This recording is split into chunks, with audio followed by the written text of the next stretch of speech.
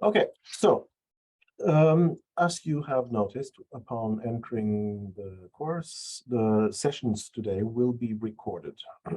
This is intended for the INCF training space later. Keep in mind that all interactive parts of the course, discussions, if you have questions, they will be edited out of the recording, so that will not be publicly shared. We will also have some interactive sessions that will not be part of the recording. Right, but first a few introductory words. Why do we need a course about neuroscience data integration using digital brain atlases? So let me start by musing on the concept atlas. As you know, the word atlas stems from the Titan Atlas, who holds the world up. And it has been used in geography for many, many centuries. Also, descriptions of the brain have existed very long in written text from ancient times, and in various types of drawings that you see some examples of, and of course the drawings of Andreas Vesalius were key to understanding and getting to know the macroscopic anatomy of the brain. And these can be considered as early atlases. Then, at a certain point in time, microscopes were invented, microtomes appeared, and various types of chemicals and staining techniques were developed, allowing researchers to take slices from brain tissue, stain it with various chemicals in order to visualize specific parts of the brain, specific components, and view these through the microscope. So these techniques were fundamental for example, Corbinian Brodmann to describe the cellular architecture of the brain more than 100 years ago. And of course, this type of anatomical descriptions have been fundamental for our understanding of the brain today. And this is used still to see, for example, that here we have a boundary. Something changes in the layers, and here's a boundary. So maybe we can call this something and this something else. Let's call it area 17 and 18. And of course, they started with 1 and continued to far higher numbers. It doesn't matter. The point is that the architecture of the brain can be used to subdivide it into different domains that look different and have different properties. And in order to sort this out, we need maps, atlases, allowing us to navigate and communicate this knowledge in a proper way.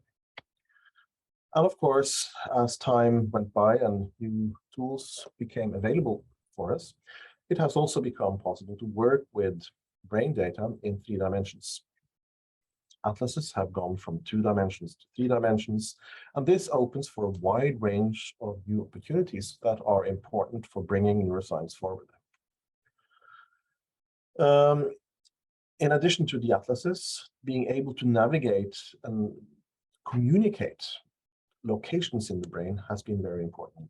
Again, stereotaxic coordinate systems have existed for also more than 100 years, using different devices, mounting them on the skull of a person or a patient in order to be able to reach and navigate to certain positions, locations in the brain. And here different devices and tools have been developed.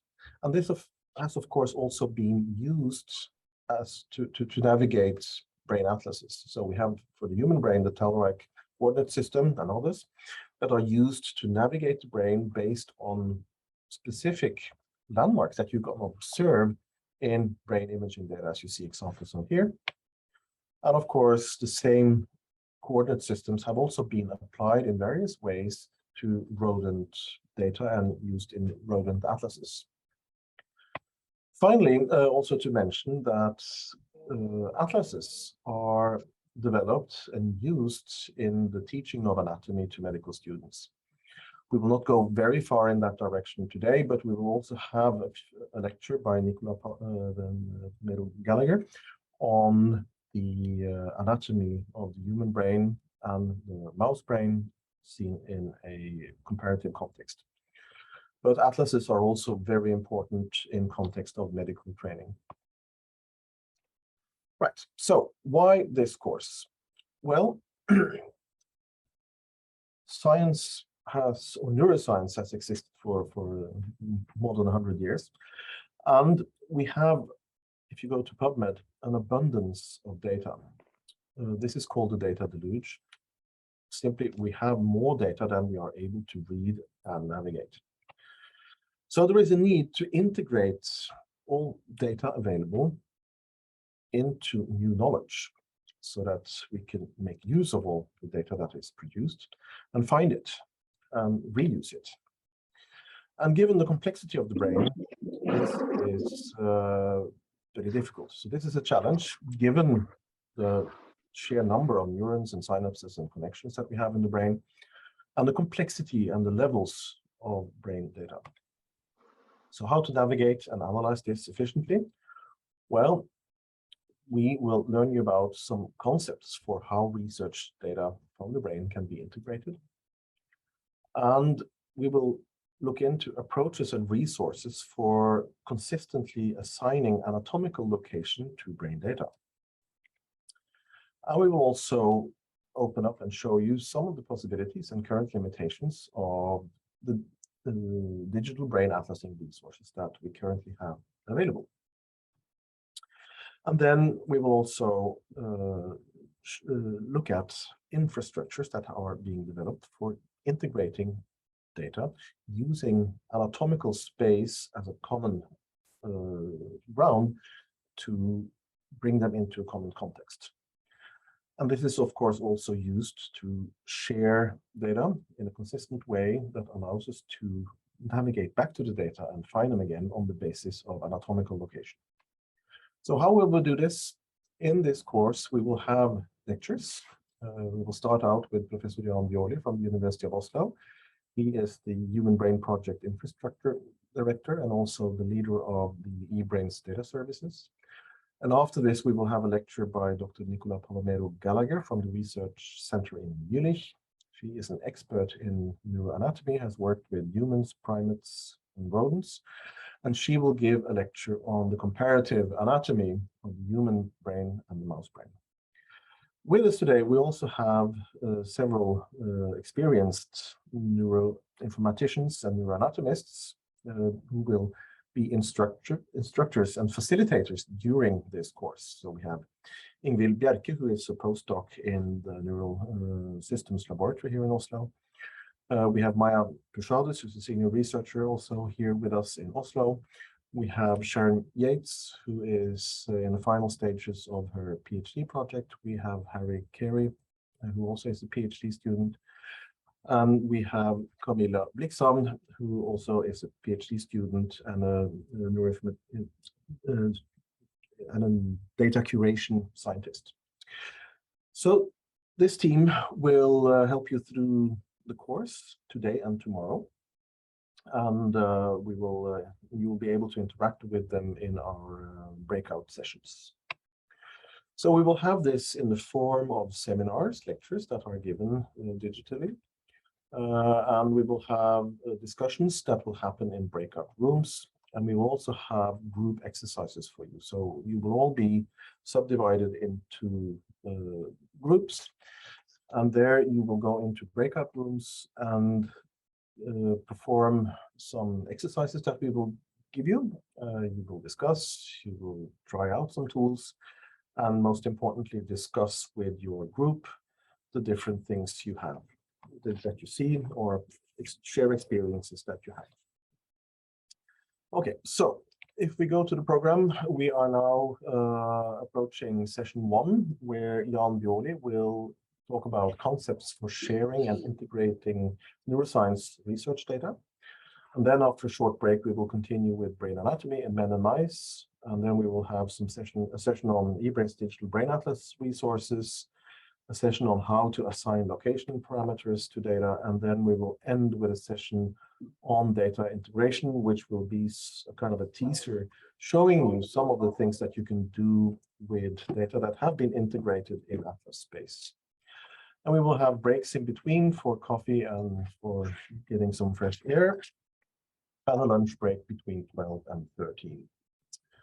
And then tomorrow we will have another series of sessions, then focusing on how to bring data into atlases using image registration methods, and then 2 sessions on how to measure, quantify, or count different elements that you can observe in the brain.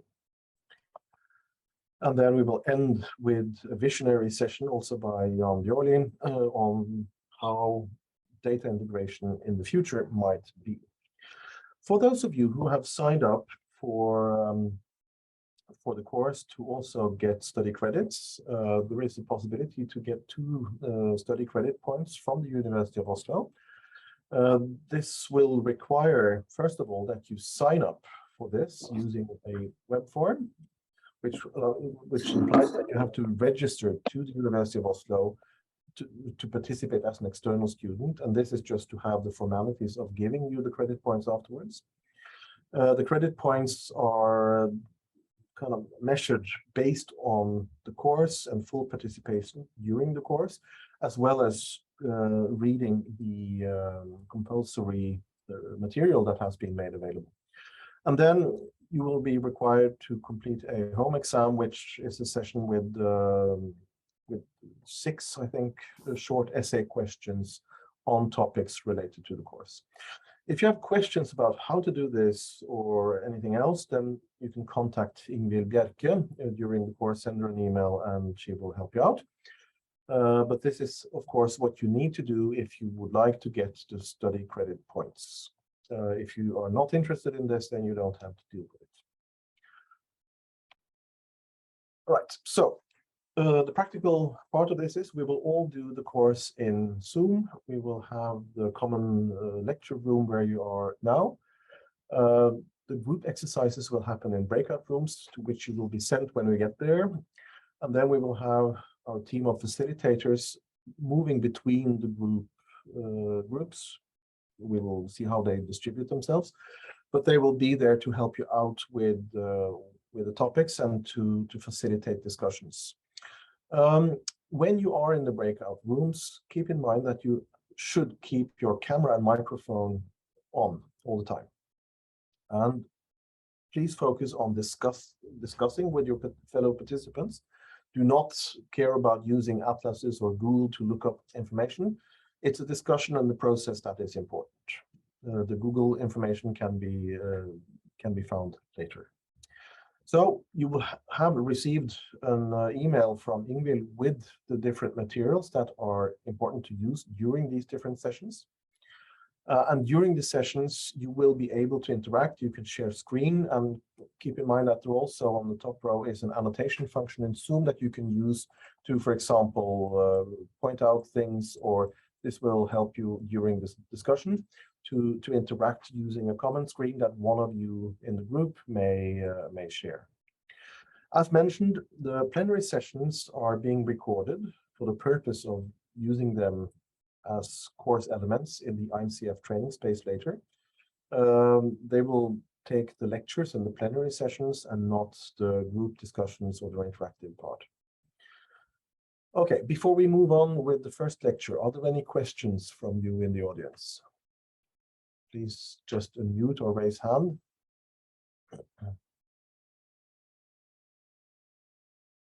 You can also use the chat to share questions or find information. All right, if there are no questions here, then it's a pleasure to move on to the first part of the program, where Jan Bjorlin will give us an introduction to data sharing. So the topic will be concepts for sharing and integration of neuroscience research data. So first, when we do research, we are dealing with a number of questions. We typically perform experiments to get answers to those questions. Experiments generate data. We analyze the data. We make our interpretations. We draw some conclusions. And this process usually ends up in reports, articles, scientific papers. The maybe publishing industry view on this, probably also the view of scientists, is that a published journal article is the definitive final record of published research that appears or will appear in the journal and embodies all value-adding publisher activities, including peer review, copy editing, formatting, etc. So that is a product. But the challenge we have is that since the article itself is in a style and a format which hasn't really fundamentally changed so much over the years, we still do not really get the data inside the article. So the answer to the first question is probably, well, there are examples of data in there, but very often, as we all know, there are huge files behind. There is a lot which is not really shown. So do we find this in supplementary material together with the journal articles? Sometimes there can be bits and pieces, in depth or less in depth, a little bit unpredictable. Do we find it in data repositories coupled to journals? Very few journals actually have their own repositories for data. That's not a trend, but there could be other data repositories, and some of those may have a kind of an alliance with journals or are recommended by journals. So in other words, most of the data today in neuroscience are not really available, and the question is, can we do it differently? So here is a claim. We're seeing a changing landscape. And in that landscape, I think we can agree that there are ideas, there are tools, and there are data as drivers for science. And I'll return to what we mean with that. There is definitely something very visible, the open science trend, aiming to remove the barriers for sharing any kind of output, resource, method, tool, and so on. And then there is the replicability and reproducibility crisis, which is described in particularly very high-ranking journals are working hard on this. This is not particularly for the neuroscience field. It goes across many scientific disciplines and is regarded as a kind of an ongoing methodological crisis. And the problem is that many of the results of scientific studies are difficult or impossible to replicate or to reproduce, which isn't particularly scientific. So let's first take a look at this first claim. IDs, tools, data as drivers of science. So the IDs, paradigms we have, they can gradually change or they can suddenly change, new IDs replacing old ones. Some are very top-down formulated from theories and others are bottom-up formulated based on experiments and what you find there. Then the tools are also drivers of science, because if you have a new instrument where you can see more, get more information, get more in-depth information, it will open doors to new questions. So new instruments influence a lot what we do in science. Software does the same. If we have a chance to do new calculations, apply new type of tools for analyzing the data, that will influence what we do in science. The same with the computing capacity, obviously. And the data, that's the output from the instruments we have, or the outputs from a data processing. These data also heavily influence the questions we ask. So the open science trend then, that definitely is relevant in this context. What is it? Well, here's a definition I like a lot. Open science is a research accelerator. Another one, it's about scientific knowledge of all kinds, openly shared as early as practical. And then we have the different types of contents. We have videos, tutorials, journal articles, data, metadata, code. For many of us, what's interesting nowadays would be the data and the metadata and the code, which speaks to typically our tools.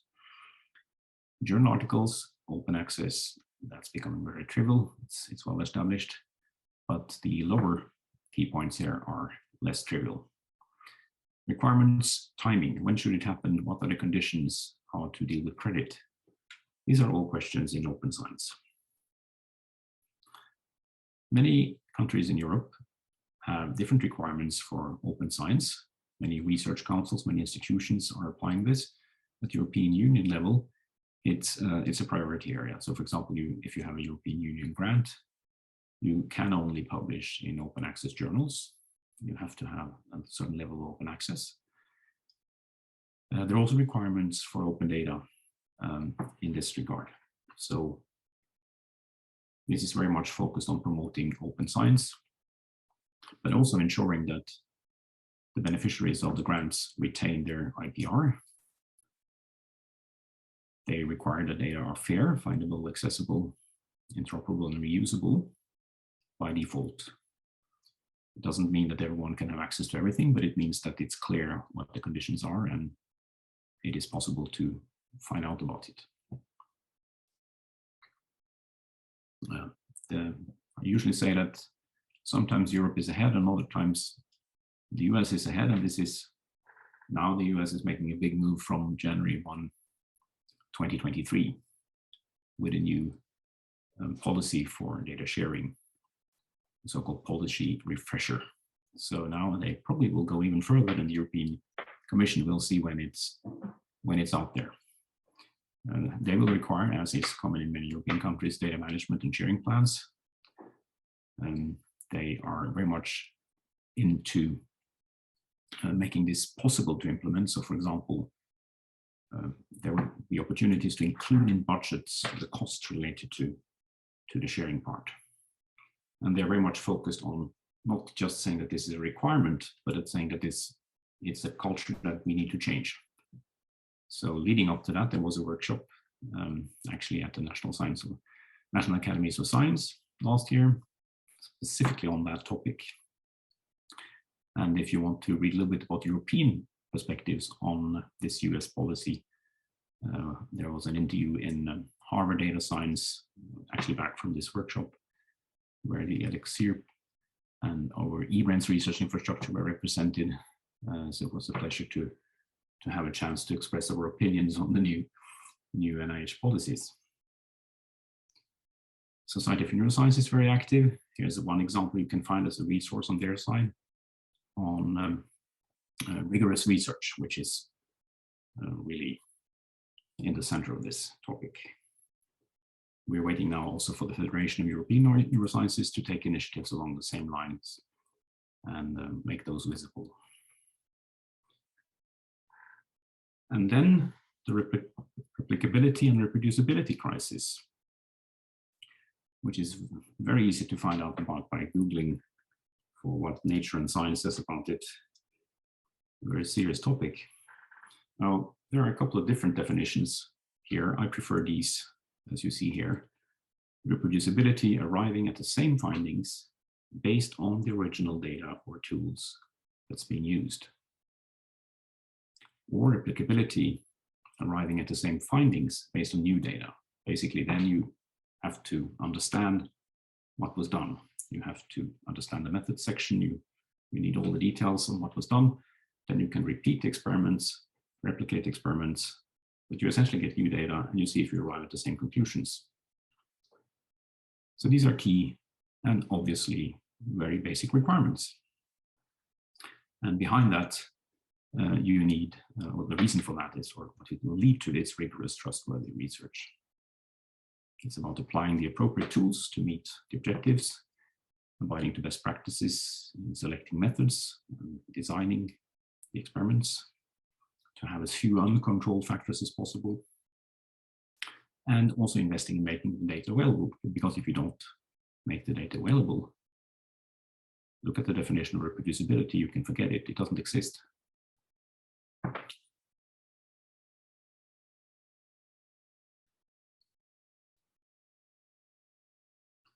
So there are many viewpoints on why researchers should share their data. Here is one from MIT libraries.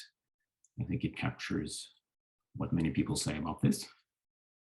It helps increase your research impact because data are available to all the researchers. It means that they will have more interest in your data. You can have more impact.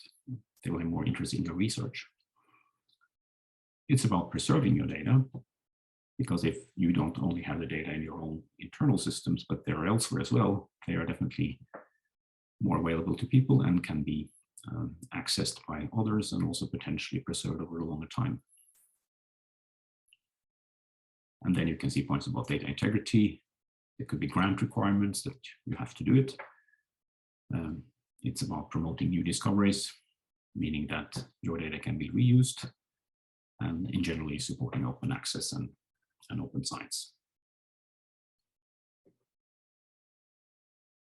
And of course, fundamentally, why?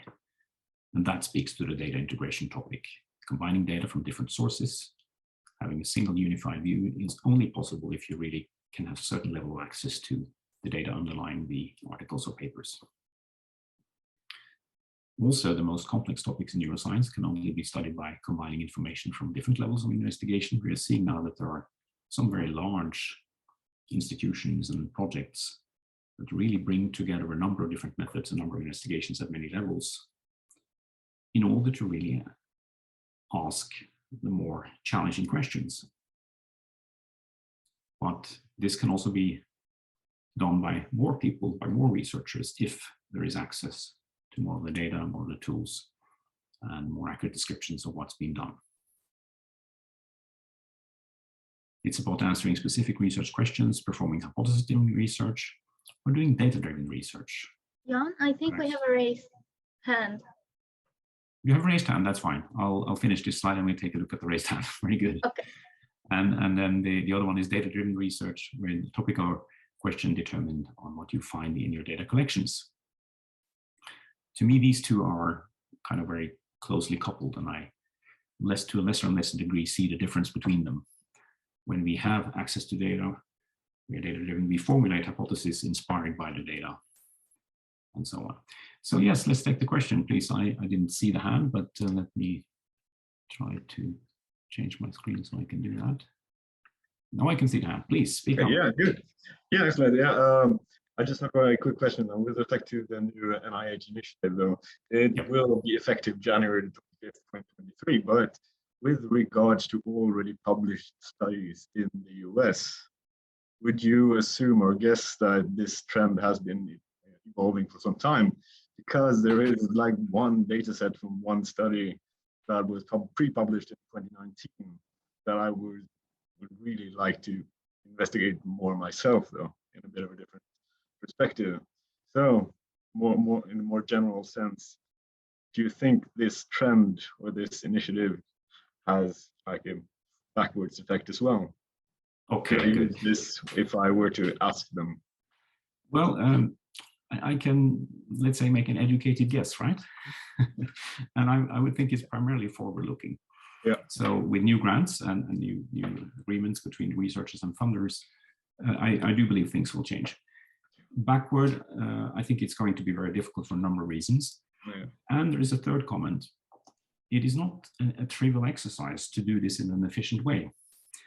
I also noticed very clear messages, and I think they are very wise messages from the NIH office dealing with this, that they do not expect that there is an immediate, should I say, effect on this. It's about starting to do it, making sure it does happen, learning from experience what is working, what has an impact, and so on. So we must be aware that it's not like just turning on the light or something like that.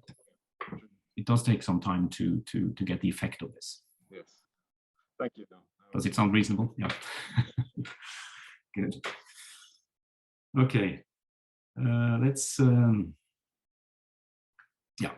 So the integration then begins with access to interpretable, actionable data, and ultimately enabling data analysis aimed at acquiring knowledge. But again, repeating in relation to this question, it's not just, okay, I shared all my data, okay, fantastic, everyone can now integrate and work with it. We will have to learn how to do that in an optimal way.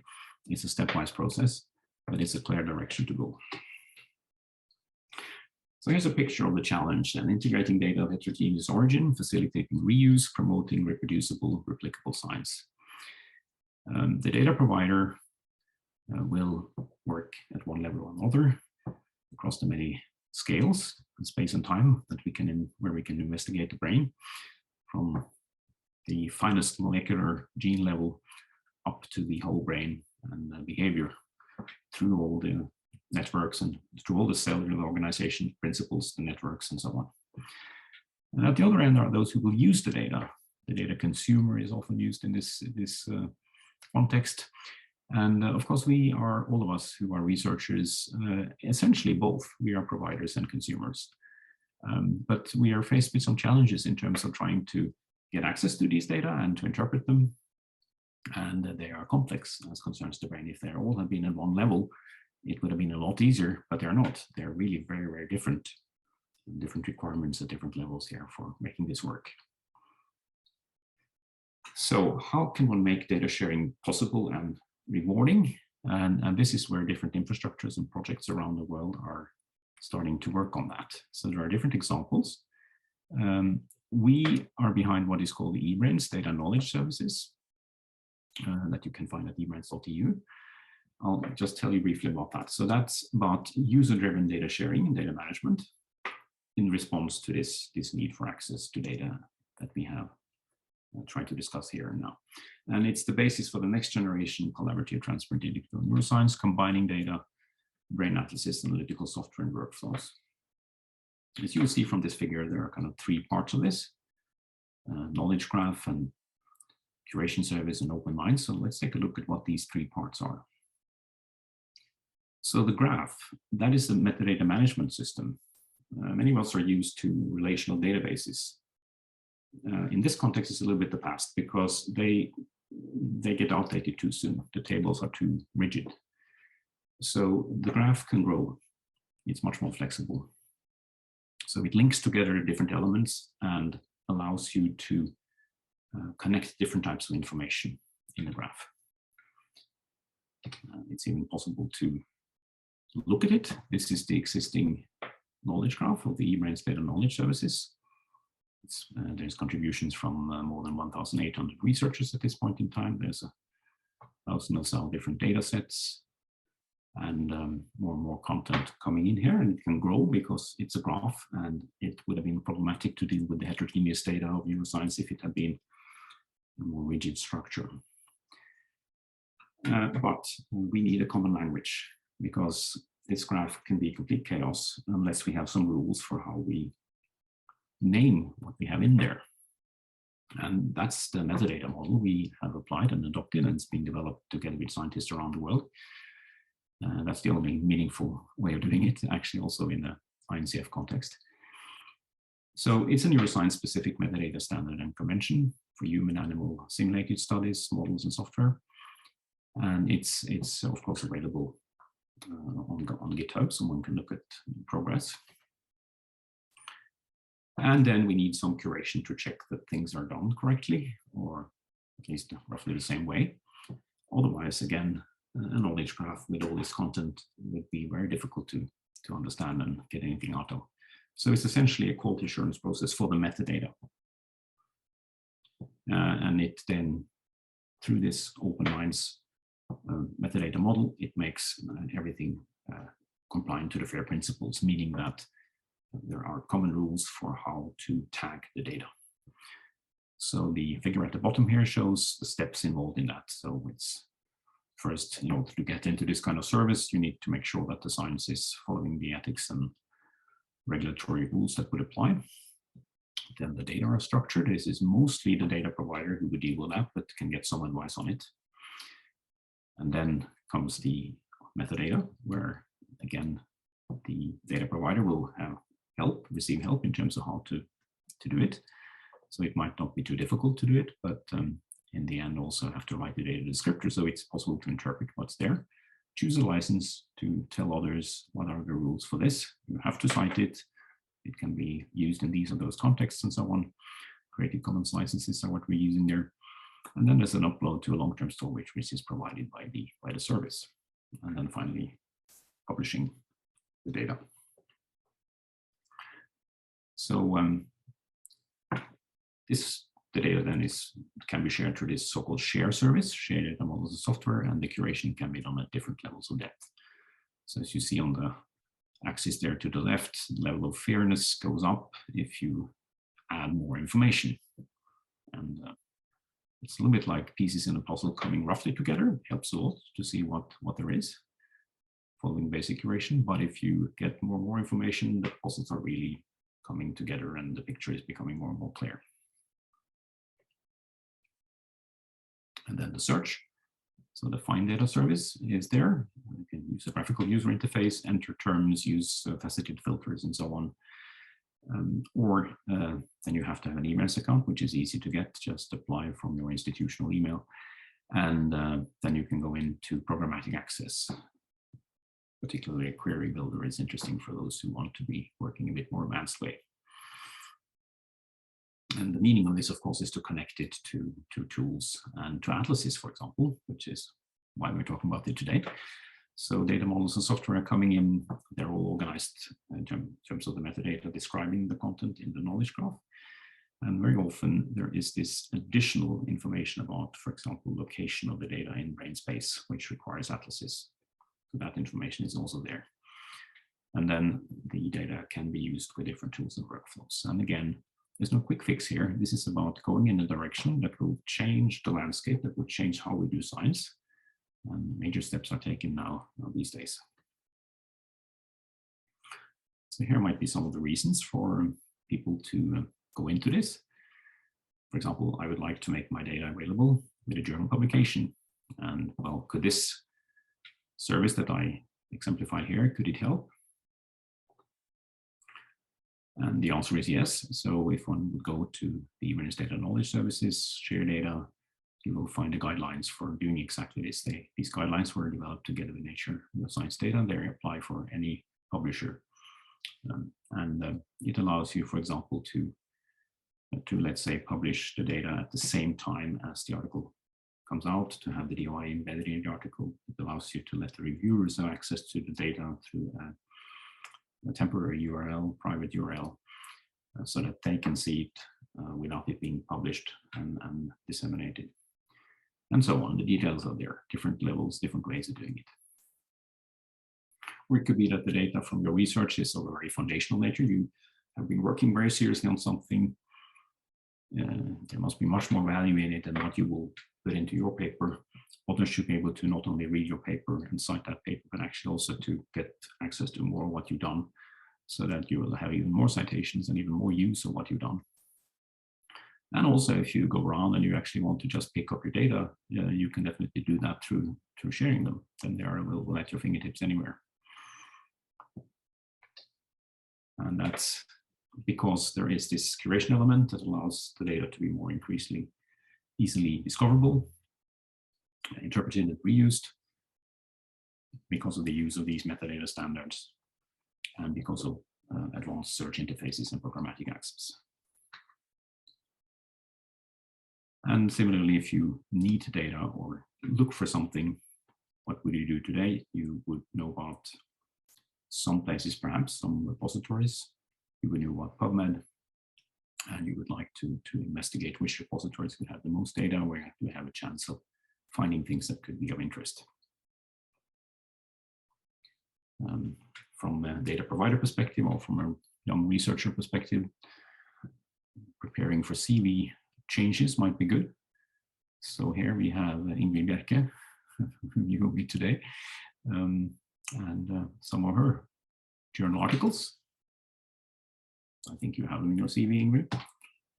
But she also has a number of data sets in her CV, which are citable and make up a bigger part of people's track record nowadays. So I think this is important to have in mind if you're kind of starting up your career and you think about what to prioritize. So on the evidence.eu website, one can, for example, use the hamburger menu at the upper right, go to data knowledge and find your way from there. And the first steps would then be to click at share data, read about how you can do that, fill in a curation request form, takes 10-15 minutes, receive information from the curation team about what to do, then decide whether you want to do a little bit, let's say, common track process or curation process, meaning that you do the basic part, or whether you want to early on actually decide to go deeper, which takes a bit more time. We recommend to do this as early as possible because you might get valuable input for your research. So you can do it when everything is ready and go for the sharing process, but you can also plan ahead, so to speak. That might be worthwhile thinking about, because then you can start entering metadata and do that, including that in your research process. So when you get to the point of sharing the data, the recommendation is to have a kind of a quick back and forth with the curator if you have questions. We're working more and more to have optimal tools so that there will be fewer questions. It will be more going on its own. But it's important then to be responsive and moving forwards. And then you can use the DOIs for your data in your publications and let others use your data and cite you for your data sets and papers. So the data knowledge services in this eBrains research infrastructure is part of a group of different services. Another group is the atlases, and that is a big part of what you will be hearing about today, where there are a number of tools and services surrounding these atlases that connects them to data, that connects the data to other aspects such as modeling simulation as well. And then there's brain-inspired technologies, which can be extended in this context, considered as a more extended version of simulation, using other types of computing resources. And medical analytics, which of course speaks to data, typically human data, which can be discoverable in the data knowledge services, and where there are a lot of atlases also that speaks to these data. And you can also, through the atlases services from the human brain, actually find human data. And there are other aspects of human data that cannot be shared openly, but are dealt with in other services under this medical analytics umbrella. The community part gives access to the workspace for the data and a lot more. So here's the few keywords about this infrastructure. Solutions for open neuroscience, eBrains European distributed infrastructure for brain and brain-inspired research. It was launched in 2019 by the Human Brain Project, and it's maintained by this project. There is now a central hub in Brussels, Belgium. It's funded from many different sources, not only HPP, and it's continuing into the future. It's developed by teams of researchers, technologists who are working together to scale up the ambitious ideas from the different labs and explore aspects of brain organization, understanding mechanisms behind cognition, learning, plasticity, the other topics you might be working on. And the key part is that it provides tools and services assisting scientists in their research. For example, in the area of sharing data, finding data, for example, in the area of working with brain atlases, which are key tools in this regard. And it's for the broader research community. And there are many users. Those who have accounts, that's only a small part of all the users, but if you have a little bit deeper use, you need an account, are distributed around the world roughly like this. Here's the team that's been working on those solutions in Oslo, in Jülich, Germany, CNRS in Paris, France, in Belgium, or partly based in Switzerland, the eBrains Knowledge Graph team on the ethics side at the DMU in UK, and also the INCF people that help us connect to particularly the international community for metadata model developments. If you want to have some other viewpoints and insights into this data sharing trend, you might want to just go to Nature webcasts and look up the webcast on making small data big, which we recorded this summer, and it's out there. You might have to register and then you get access through Nature automatically. So I think that's what I wanted to walk through. So please, if there are any questions and things you want to discuss, then we can interact on that. Thanks very much. Thank you. So we now are approaching the first break. So now you have a flavor of why is this? Why are we doing this? Why are we interested in integrating data? It's about the sharing, and it's about making neuroscience more efficient. There are several things pulling us towards that, motivating us to do it, because it will be easier to deal with large amounts of data and make use of data. As Jan pointed out, and as we have discussed, there is also a push from funders and from journals to make data available in a good way.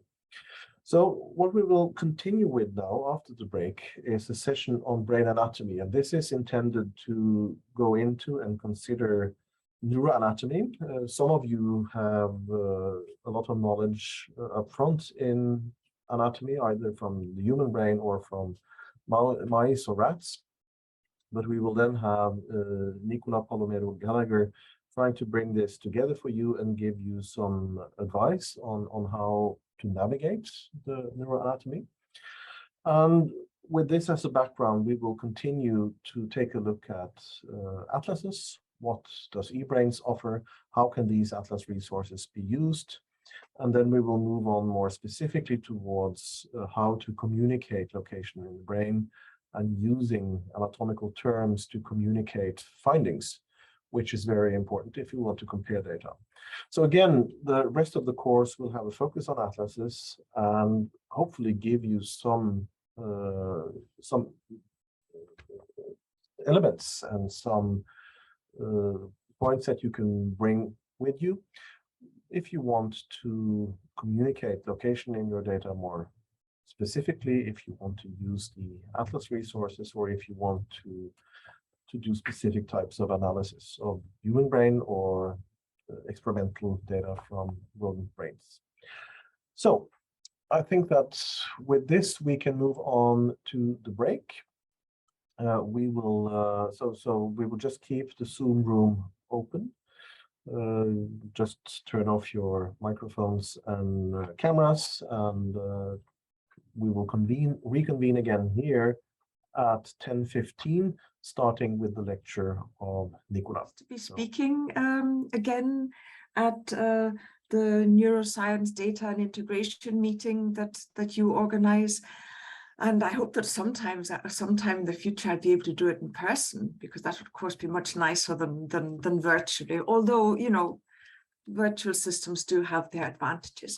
Okay, so you've heard earlier on about concepts of sharing and integrating, and if we want to share and integrate data, it's important to know also exactly where we are in the brain, so that we can make sure that we are describing findings that were obtained in the same location.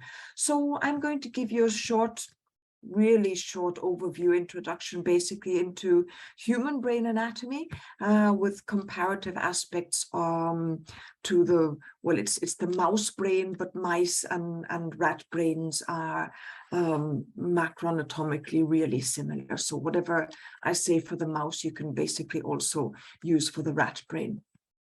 And I'd like to start with the human brain. And what you see here is are photographs of what we call the big brain. The big brain is the brain of a 65-year-old male donor, and its size is average for a male brain. And you can see that the brain surface isn't smooth, but that we've got a different degree of folding in different parts of the brain, okay? And what you see here, let me get my the laser pointer. Okay, so you can see that there's a part of the brain which I'm surrounding now with the laser pointer. That is what we call the forebrain, and its degree of folding is smaller than this part here of the brain, which is the cerebellum, right? So the cerebellum has a much tighter degree of folding. Now, these folds in the forebrain, we call them gyrus when it's one fold, or gyri when we've got several. And these gyri are separated by sulci. Okay, so we've got gyrus, that is the convolution, the part that is going outwards, the convex part, and they're separated by sulci. And one single groove would be called a sulcus. When we've got a particularly deep groove, we don't talk about a sulcus, we call it a fissure. And basically, you know, for convention reasons, we talk about two different fissures in the human brain. We talk about the so-called longitudinal fissure, which separates the left and the right hemisphere from each other, and it really is the deepest groove in the brain. And we talk about the lateral fissure, which, as its name indicates, it's on the lateral surface on the brain, and we have then one on the left hemisphere and one on the right hemisphere. Now, what you see here is again the lateral view of the big brain of the left hemisphere, and on the right side of the image, I've shown, or I'm showing, a surface reconstruction of the medial surface of the right hemisphere of the big brain. And I have to resort to a surface reconstruction instead of just showing you a photograph of this surface, because the big brain was processed in its entirety for visualization of cell bodies. So that means that this brain was not separated into left and right hemispheres, but that the whole thing was embedded in paraffin and serially sectioned. And these serial sections resulted in a total number of approximately 7,000 sections, each of which is 20 micrometers thick. So in the rostrocaudal direction, so from front to back, we've got a total of around 7,000 sections. And that's why I can't show a photograph of the medial surface. And the colored lines that you see here highlight the major sulci in the human brain, the so-called primary sulci. They're called primary because they're the ones that appear earliest during ontogeny, okay, and because they appear first, they are also the sulci with the lowest degree of variability in their appearance. So every single brain has a central sulcus highlighted here in red and a lateral fissure in black. Everyone has a calcarine sulcus here on the medial surface of the brain in this yellow-orange color, and a parietal occipital sulcus, and they all have the same appearance. So they're all continuous sulci without any interruptions. All brains also have a cingulate sulcus located on the medial surface directly above the corpus callosum. In the cingulate sulcus, we begin to find a slight degree of variability between individuals, and not only between individuals, but also within one person when we compare the left and the right hemisphere. In most cases, the cingulate sulcus is continuous, so it starts underneath the frontal part of the corpus callosum, so underneath what we call the genu, the knee of the corpus callosum. It starts here, runs all around the corpus callosum, dorsal to it, and then it moves upward till it reaches the part of the hemisphere where the medial surface then folds over to create the lateral surface of the hemisphere.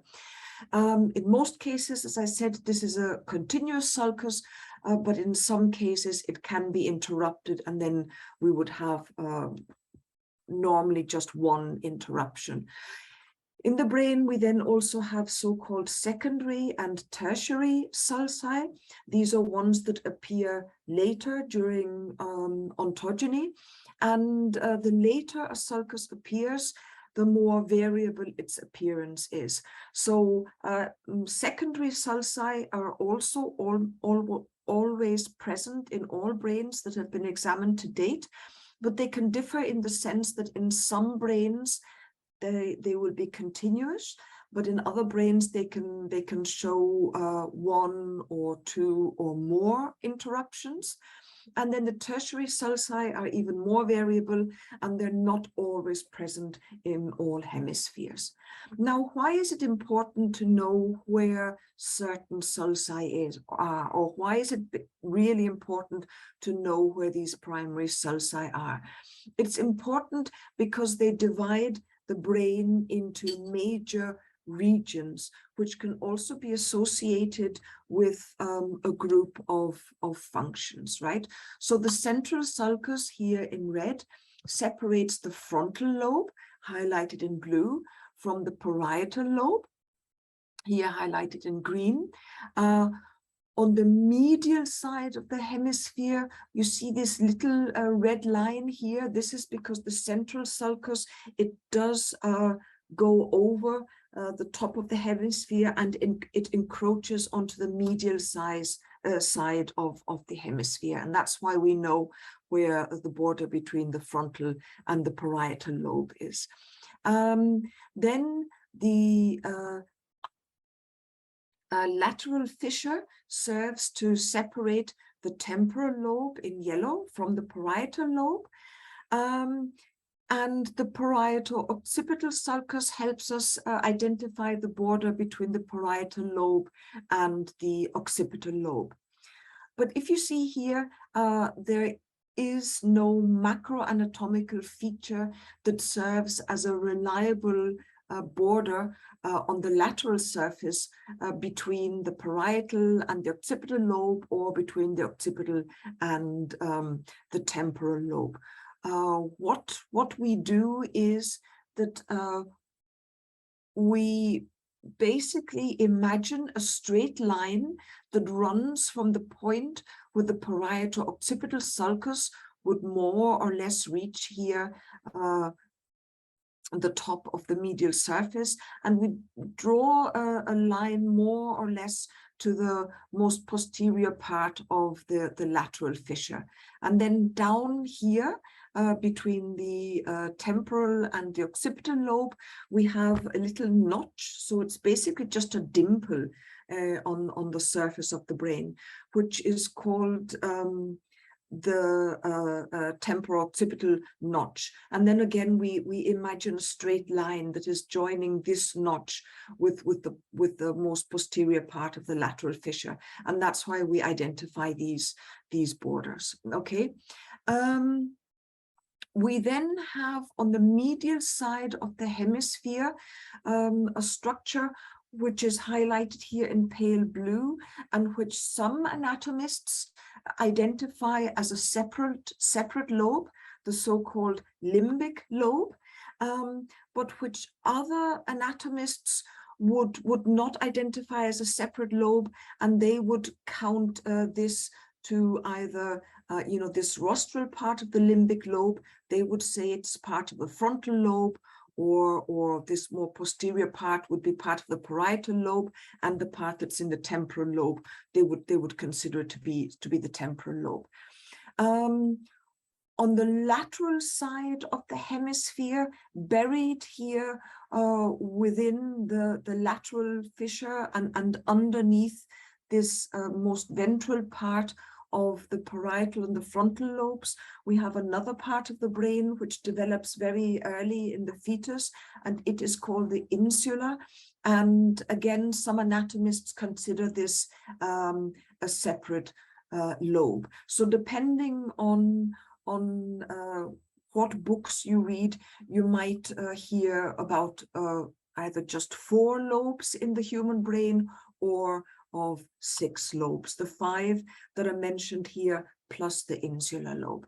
Now, I mentioned that each one of these lobes is associated with a series of functions. This doesn't mean that these are the only functions in which this part of the brain is involved, but it just means that these are the main tasks that happen here. And so the frontal lobe is involved in basically two functional categories. Its most posterior part is really important for motor control, and indeed here within the central sulcus, on the rostral wall of the central sulcus, we find the primary motor cortex, and the adjacent cortex is both on the lateral surface and also on the medial surface.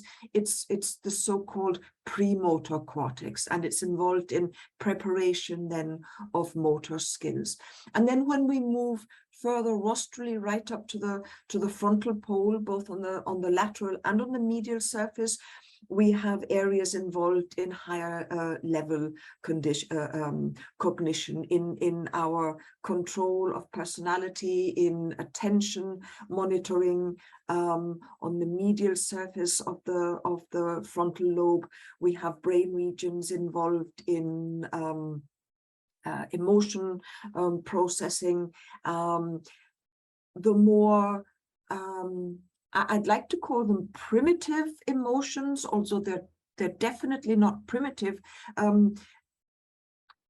The feeling of emotions per se is a better way of describing it. So feeling happiness, feeling sadness, that is something, or feeling pleasure, that is something that is processed here in the limbic lobe, in the cingulate gyrus.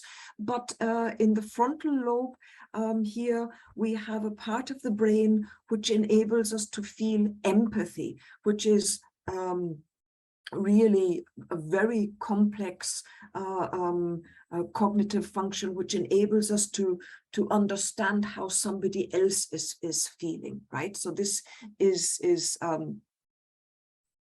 higher level cognition. It's a very complex form of emotional processing. The parietal lobe is again divided in two functional domains. The rostral part of the parietal lobe is important for the processing of tactile information, and again within the central sulcus, but this time on the posterior wall of the central sulcus, we have a part which is the primary somatosensory cortex, which is where we first become aware of the fact that we have felt a pressure or a sensation of heat or cold, pain.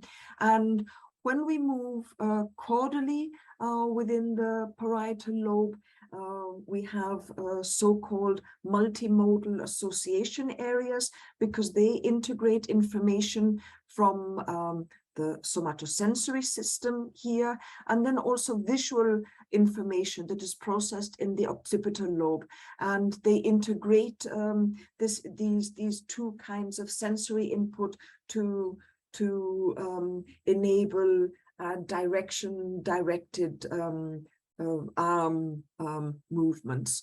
The temporal lobe is very important for the understanding of language, and it contains, buried within the lateral fissure, it contains the primary auditory cortex.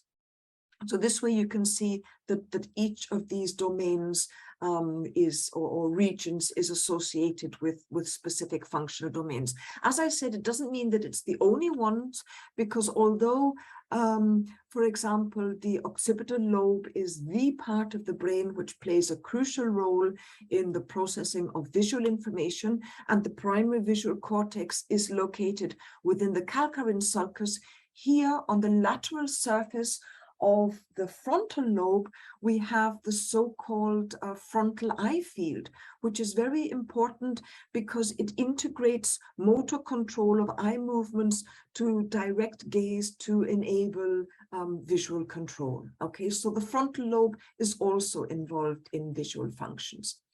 And the important thing to remember here is that only very few of the sulci that I have mentioned serve as truly reliable landmarks to identify the borders between functional or microarchitectonic areas. And today, because we don't have much time, I'd just like to show you a couple of tricks to identify the central sulcus and the calcarine sulcus. Okay, so the central sulcus is located on the lateral surface of the hemisphere, and when we have a whole brain, it's sort of like easy enough to find, because you've got to look for a sulcus that's located more or less on the center. When you move from the front to the back of the lateral surface, you're looking for a sulcus that is running from top to bottom. You're looking for a sulcus that is never interrupted, okay, that encroaches onto the medial surface of the hemisphere, and for a sulcus that it ends very close to the lateral fissure, but it does not run into the lateral fissure. So if you look at this sulcus here that I'm highlighting now with the laser pointer, you can see that this sulcus here, it really, I mean, what anatomists say, this sulcus ends within the lateral fissure. So you've got to imagine it as a river that is running down through, you know, a continent, and then it ends in the sea or in a lake. And if you imagine the lateral fissure as the sea or a lake, well, then this sulcus here would be a river that is really, you know, running into the sea. But the central sulcus does not end in the lateral fissure, right? We've got a gyrus running around it and separating it from the lateral fissure. This is easy enough when you've got an entire brain, but when you've got a situation like this, when you've got brain sections, then life becomes a little more difficult. And if you're looking at the interactive atlas viewer, which has been created with the sections obtained from the big brain, this is what you would be looking at. I'll be showing you in a second also images from the UBrain atlas that's available via the HBP site. And what you have here then at the top left are so-called coronal sections or frontal, so running from front to back. On the top right, we've got the sagittal plane, which would be when you've got sections taken from, you know, starting on the left or the right side of the brain and then moving from left to right. And here in the bottom left, we've got so-called horizontal sections. So starting at the top of the brain and running down ventrally. And horizontal sections are also called axial or transverse sections. Now, what you see here are the coronal sections. They are true sections that were obtained from the big brain. This image of a horizontal section and the image of a sagittal section are the result of a 3D reconstruction of these coronal histological sections. So it is a truly amazing data set that you can work with here. Yes, the bottom right of the image will show you then the 3D reconstruction of the big brain, and you can have a cutout showing the planes of sectioning of these three planes of sectioning.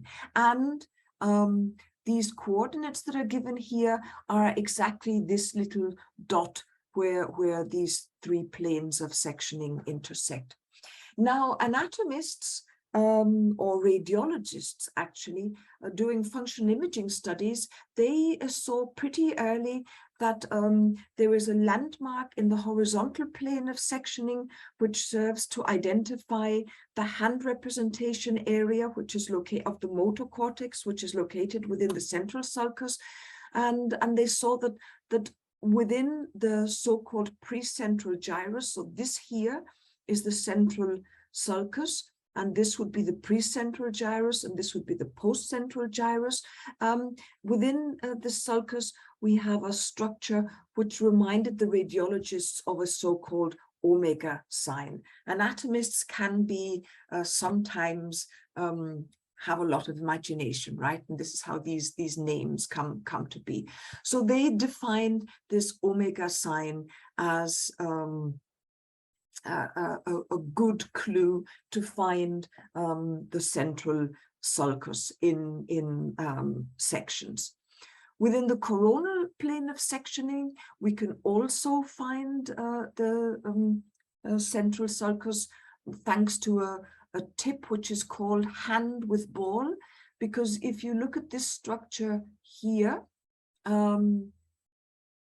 this structure is the post-central gyrus, and this structure here is the pre-central gyrus. Again, with a bit of imagination, you can think that the post-central gyrus would be a ball and the pre-central gyrus would be the hand that is holding this ball. And in the sagittal plane of sectioning, we can also find a clue. It's called, here you need a bit more imagination, it's called the two hands, because again, we've got the precentral and postcentral gyri. So that would be the precentral gyrus, that would be the postcentral gyrus, and they are the ones that look like two hands that are interlocked, right? So then all of these landmarks highlight the position of the central sulcus, which is the one that is here in this slide highlighted by the arrows. And then once you have that and you're back on the surface, you can follow the sulcus down to identify it, right? And then you'd have here, as I mentioned, the gyrus that's in front of the central sulcus is the precentral gyrus, the one behind is the post-central gyrus. In anatomy, a lot of things have to do with relative positions, okay? So once you identify one landmark, you can work your way and then identify other landmarks. Now, the calcarine sulcus, it's located on the medial surface of the hemisphere. It contains the primary visual cortex, and in coronal sections, it is easy to find because there's a point where the calcarine sulcus and the parieto-occipital sulcus merge, and in coronal sections, it looks like a letter X, where the two top branches of the letter X would be the parieto-occipital sulcus, and the yellow, the bottom ones would be the calcarine sulcus. And yes? It looks like we have a question, a raised hand in the audience. Stefan, ask. But you're muted. Yes, okay. Yes. Just one question though, with the fact that maybe I missed it though, but as this relative positioning though, to find the hand with ball and the two hands and all this, that also requires that you have sections from a given position, such that are these like more or less like the midpoints sections? Because you will not find the omega sign in any horizontal section, right? Or will you? So okay, so for this slide here, obviously I chose the sections or the levels where these clues are the most obvious. But when you've got either the big brain or if you've got an MR volume, you can scroll through the volume and then you start to see a structure that you think, this could be the hand with the ball, and then you just continue scrolling, you know, in whatever direction, the horizontal one or the coronal one, and then you come to the point where it becomes the most obvious. But yes, so there are several levels where you can see this. Yeah, good. No, but it is a subjective interpretation then. Such that was really the thing that I was wondering about, or if it was an objective position or a XYZ coordinate that you define. No, yes, no, we don't have. So when you have the individual scans of a brain, and these scans are in the so-called native space, you know, you have to look for the central sulcus somewhere around the middle of the brain. So that's the only objective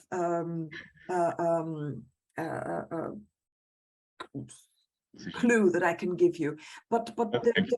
there isn't a certain XYZ coordinate because of variability in brains, and even if you so between brains from different individuals, and even if you look at the brain here of big brain, you can see the omega sign at this level very clearly on the left hemisphere, but you can't see it on the right hemisphere. So you'd have to scroll up and down a bit to see the omega sign on the right hemisphere.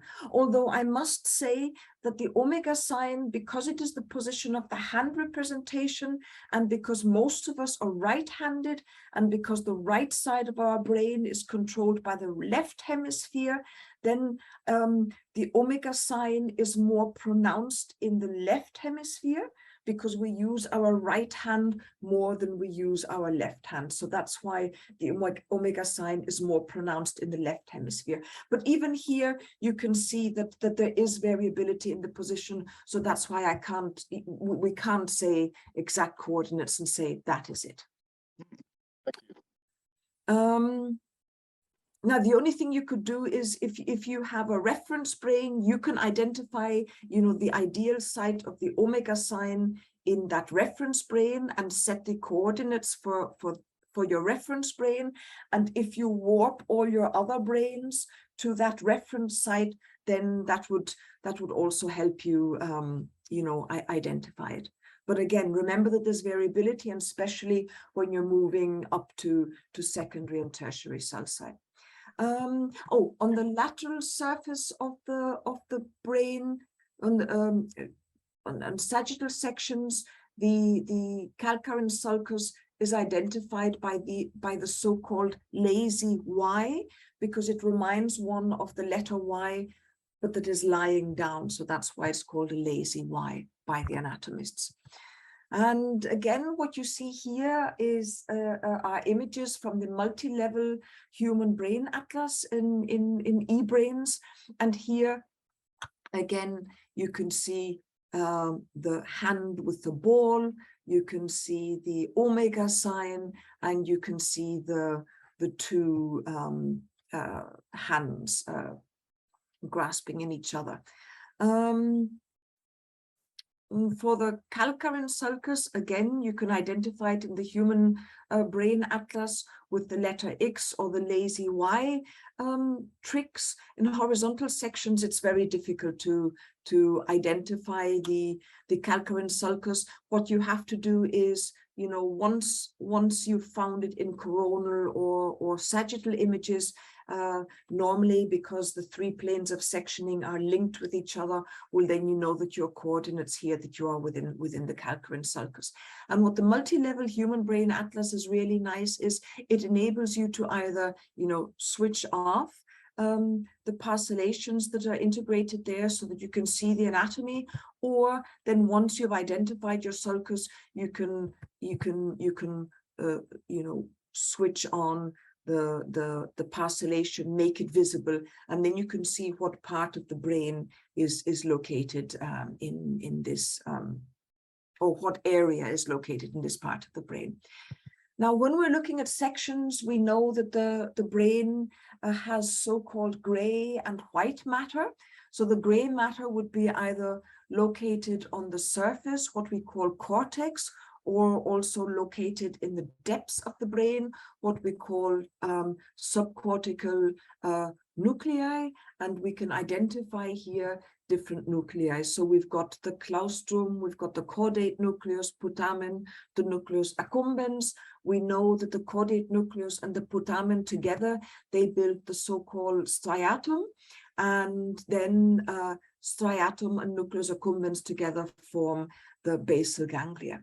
Now, why do we have gray matter and white matter in the brain? This is because in the gray matter, we have the cell bodies of the main type of, or one of the main types of cells that exist in the brain. That is the neuron. And the white matter is formed basically by, oh dear, sorry.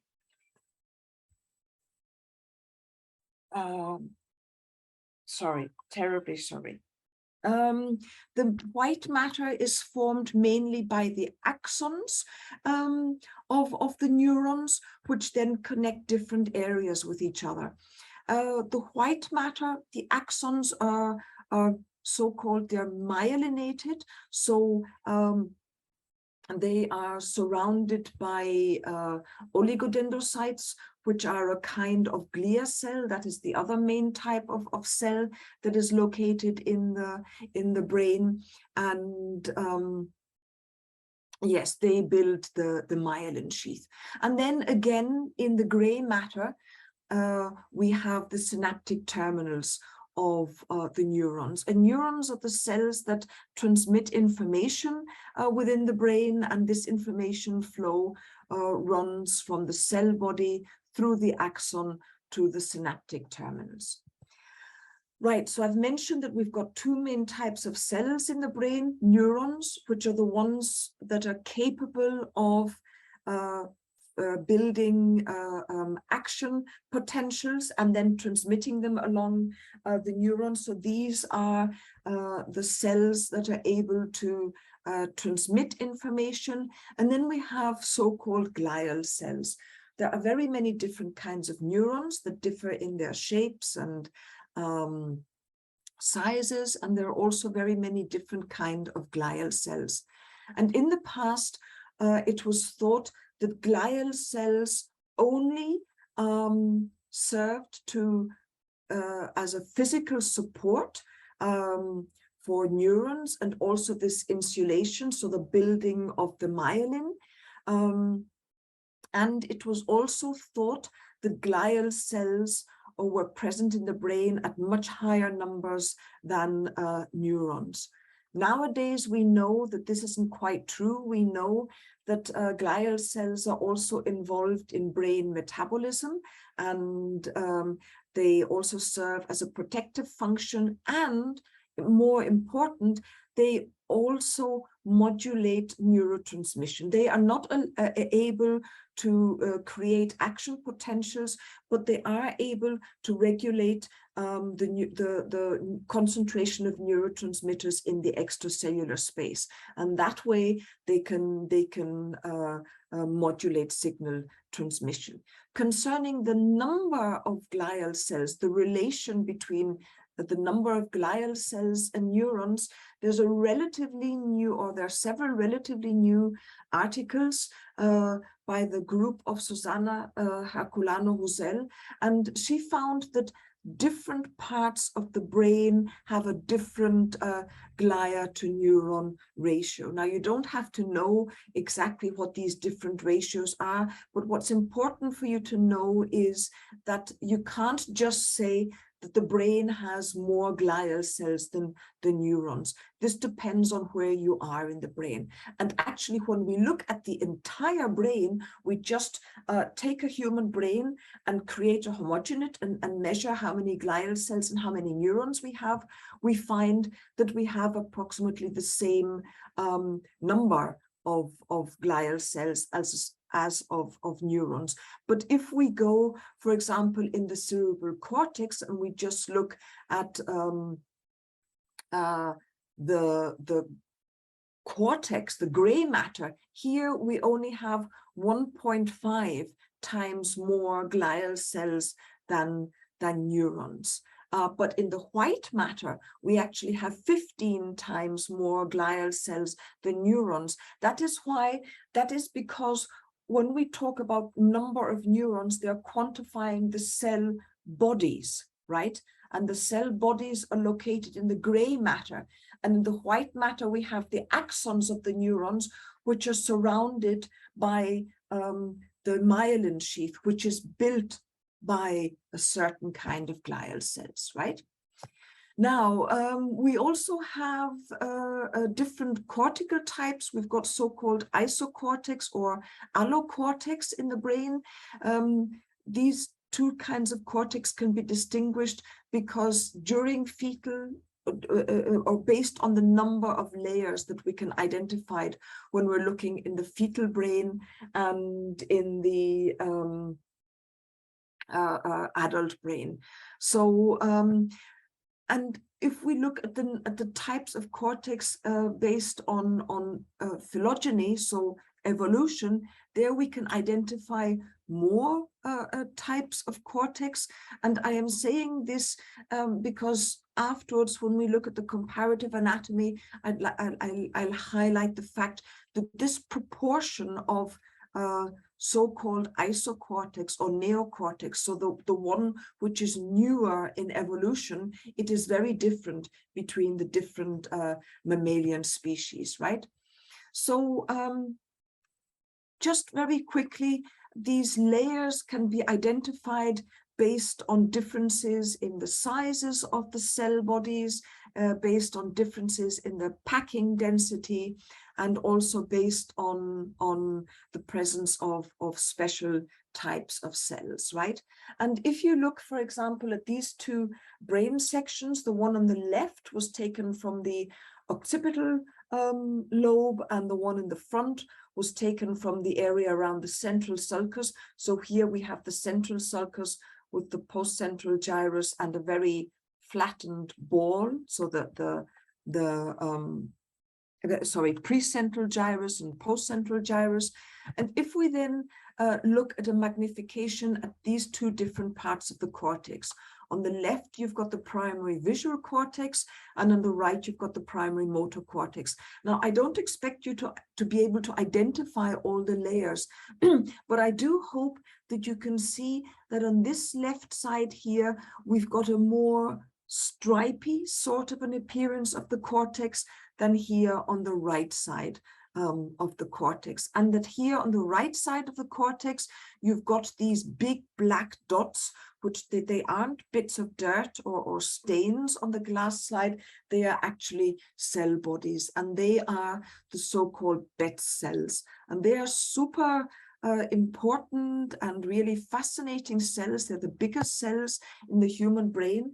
Their cell body is approximately 100 micrometers in diameter, and then the axon is up to 1 meter long, and it runs from the primary central sulcus here in, or primary motor cortex, sorry, in the central sulcus, through the brain stem down our spinal cord, and they establish synaptic contacts with the motor neurons, which then directly innervate our muscles. So we've got a single synaptic contact between the cell body of a Betz cell. Then we've got this synaptic contact here with the alpha motor neurons in the brain stem, and then the alpha motor neurons go to the muscles. So these enable this super fast control of motor, of contraction, relaxation of our muscles. Now again, here we've got an image of the primary visual cortex. Here you can see it on the left, and the border to the secondary visual cortex on the right. And I hope again that you can just see that there is a difference in the lamination here on the left and on the right side of this image, and that this is very easy to see, right? But that when we move to other areas, to so-called association areas, and here we've got areas of the frontal lobe, that it becomes very difficult to see these differences in lamination. If we look at another part of the human brain, the archicortex, you will see the hippocampus. The hippocampus is a brain structure. It only occupies about 2% of the human brain, and it was called hippocampus because macroanatomically it reminded the anatomist Arancio of the shape of the seahorse, which is called a hippocampus, and that's where this brain structure gets its name. And when you look at coronal sections, you can see these two darkly stained layers, and Trygve told me that he'll be looking at these in more detail later on, so I can just go through these slides rather quickly, also to save time for you. But these two darkly stained layers, they have the cell bodies the granule cells, which form the so-called fascia dentata, and the pyramidal layers which form the cornu ammonis, right? And it's important for you to know, because some anatomists confuse the term fascia dentata. Fascia dentata is what is highlighted here in red. It is a cytoarchitectonically identified brain region, okay? And we have then a macroanatomically identified brain region, which is the dentate gyrus. You can see the dentate gyrus when you look at the medial surface of the hippocampus or of the temporal lobe. The dentate gyrus is built by the fascia dentata and the CA4 part of the cornu ammonis. Okay, so just so that you know that fascia dentata and dentate gyrus aren't synonymous structures, although some anatomists do use this. And the hippocampus contains the so-called trisynaptic pathway. So you've got the perforant path, which reaches from the entorhinal cortex to mainly to the dentate gyrus. Then we've got the mossy fibers, which connect the granule cells in the dentate gyrus with the CA3 cells in the cornu ammonis. Then we've got the Schaffer collaterals, which connect the CA3 region with the CA2 and mainly the CA1 region. And then here we've got the output of the hippocampus, which is built by the axons of the CA1 region. And as long as these axons are found along the wall of the hippocampus, we talk about alveus. When they all join together to form like an appendix that is macroanatomically visible, we talk about the fimbria. And then when the fimbria is no longer connected to the hippocampus and it's running under the corpus callosum, we talk about the fornix. But alveus, fimbria, and fornix are all built by the same axons. It's just different parts of the axons. Now, very quickly, a bit of, because I see that I'm already past my time. May I go in 5 minutes to this? Is it okay if I go into the pause? Yes, please continue. We will just shift it a little bit. So right. if you Okay, need I'll go 10 more minutes, then complete this, then we'll have a break. Right, so we've got the comparative neuroanatomy. There's a slight difference in the axis because in the human brain, the brain stem is rotated by almost 90 degrees compared to the longitudinal axis of the forebrain, but in rodents this isn't the case. Okay, now another thing that is very important. This is obvious, it's quite trivial. Human and mouse brains are very different in size. I'm going to blow up the mouse brain to highlight a couple of other things. One thing that you can see here is we've got the cerebellum here at the back with the brain stem and then the spinal cord. We've got the cerebrum, and then we've got an olfactory bulb. So again, the proportionate sizes of cerebrum and cerebellum differ between the human and the mouse brains.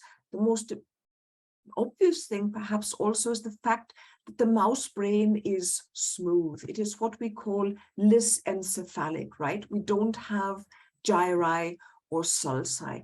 The only thing that we have in the mouse brain and in the rat brain also is a slight groove, barely visible on the lateral surface, and it is called the rhinal fissure. And it is funny that in the human brain we use the word fissure to identify really, really deep sulci, but in the mouse brain we use the word fissure to identify something that is basically only like a little dimple. Now here on the left, you see again this image that I showed earlier on, where we've got the proportion of different types of cortex. And in the human brain, the neocortex occupies approximately 90% of the cerebrum, but in the mouse brain, it's almost the opposite kind of proportion. What you here see on the right is the brain of a tenrec. So it is a marsupial hedgehog, and it is the model for a primate insectivore, and it is also used as the reference for the rodent brains, you know, to identify these different types of cortex. And especially then here in green, the olfactory bulb. I mean, look at the size, the relative size of the olfactory bulb in the human brain and in this tenrec brain. When we look at sections, we've got other things that also become obvious where we've got differences. We've got cortex and subcortical structures. Interestingly, the white matter, the proportion of white matter in the rodent brain is much smaller than in the human brain. In the rodent brain, we also have, in the neocortical part, we also have 6 layers. Although, for example, in the visual cortex, we don't have this division of layer 4 into sublayers, and layer 4 in the primary motor cortex, which is discussed controversially, is clearly visible in the rat brain. That is because in the rat brain also functionally, the motor functions and the somatosensory functions aren't quite as segregated as, so from the functional point of view, as in the human brain. And if we look at the hippocampus, we've got another big difference. In the human brain, the hippocampus has a rostrocaudal axis, whereas in the rodent brain, it has a dorsoventral axis, right? Because in the human brain, the neocortex has grown so much, it has actually made the hippocampus moved, it is like shifted the hippocampus down into the temporal lobe. This is what we saw earlier on. And in red, I'm highlighting the dentate gyrus part, and in blue, again, the cornu ammonis part.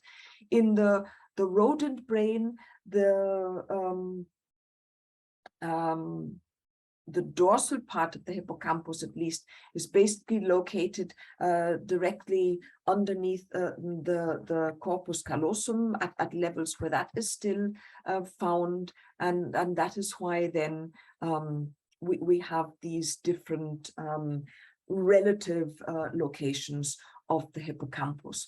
But still, because it's archicortex, it's from the evolutionary point of view, one of the oldest structures. You can still really, once you've seen the hippocampus with the dentate gyrus and the Ammon's horn in the brain of one mammalian species, you'll be able to identify it in any other mammalian species that you look at. And I can sort of promise that, really, because my PhD dissertation was on the hippocampus. It was a comparative analysis in 10 different mammalian species, including the tenrec, which is not even which is a marsupial mammalian. Right, and with this, then I'd like to, well, say sorry that I overstepped my time, and thank you for your attention. And if you have any questions or anything, I'm unfortunately not going to be able to be around too much today, but just send me an email, okay? I will be around tomorrow. Thank you, Nicola. Very nice. It's always great to have this good overview of the macroanatomy and your very helpful advice and tools to navigate. We will continue with the next session, which is an introduction to eBrain's Atlas services. And from Nicolas' presentation, you just heard, you have already seen some of the content of the eBrains Atlas services, and some of you may already have visited eBrains, but I will nevertheless go through some key features related to the atlases that are served and hosted at eBrains. So, if you go to the eBrains atlasing service, you will see that there are different atlases available there, and they are used as spatial references for, first of all, navigating neuroanatomical data that are shared through database eBrains, but also for characterizing and analyzing different types of neuroscience data based on anatomical location. So the atlases are not only to navigate the data, but also used as tools that can help you to analyze data more efficiently. And how that is done is a key part of tomorrow's sessions. But first, let's explore a little bit what eBrains Atlas Services has to offer. So there you will find open access, three-dimensional atlases for the human brain, the rat brain, and the mouse brain, and also, although preliminary, a primate atlas that is being developed. So the atlases are used by eBrains as spatial reference systems. So these are used to anchor data to the atlases, use the volumetric atlases to navigate data and to be able to connect information to specific locations in the atlas, which of course is important if you want to compare data or if you want to find data that are relevant for a certain part of the brain or a certain system. And of course, the atlases contribute to defining the shape and the location and the variability of brain regions in different coordinate spaces. And this is important for interpreting data, for integrating data, and for comparing observations and measurements across data coming from different sources and different brains. Right, so first of all, let's ask the question, what does an atlas consist of? Have you ever thought about that? So at this point, I'd like to throw in a very short breakout room discussion so that you can start. So what is interesting is that I'll move on to say a few things about how we have thought about this. So in one project that we have had and are about to complete, we asked ourselves the question, what are the key elements of an atlas and how are these elements related? And how can the identification of such elements be useful, for example, for managing versions and making atlases interoperable? And most importantly, for using atlases in context of analytic tools and infrastructures. Because if you want to use atlases in such a context, you need files that are machine readable, right? And as Ingrid will talk about in a later presentation today, it is also important to have control of which version of an atlas are you using if you have it as a specific reference for your work.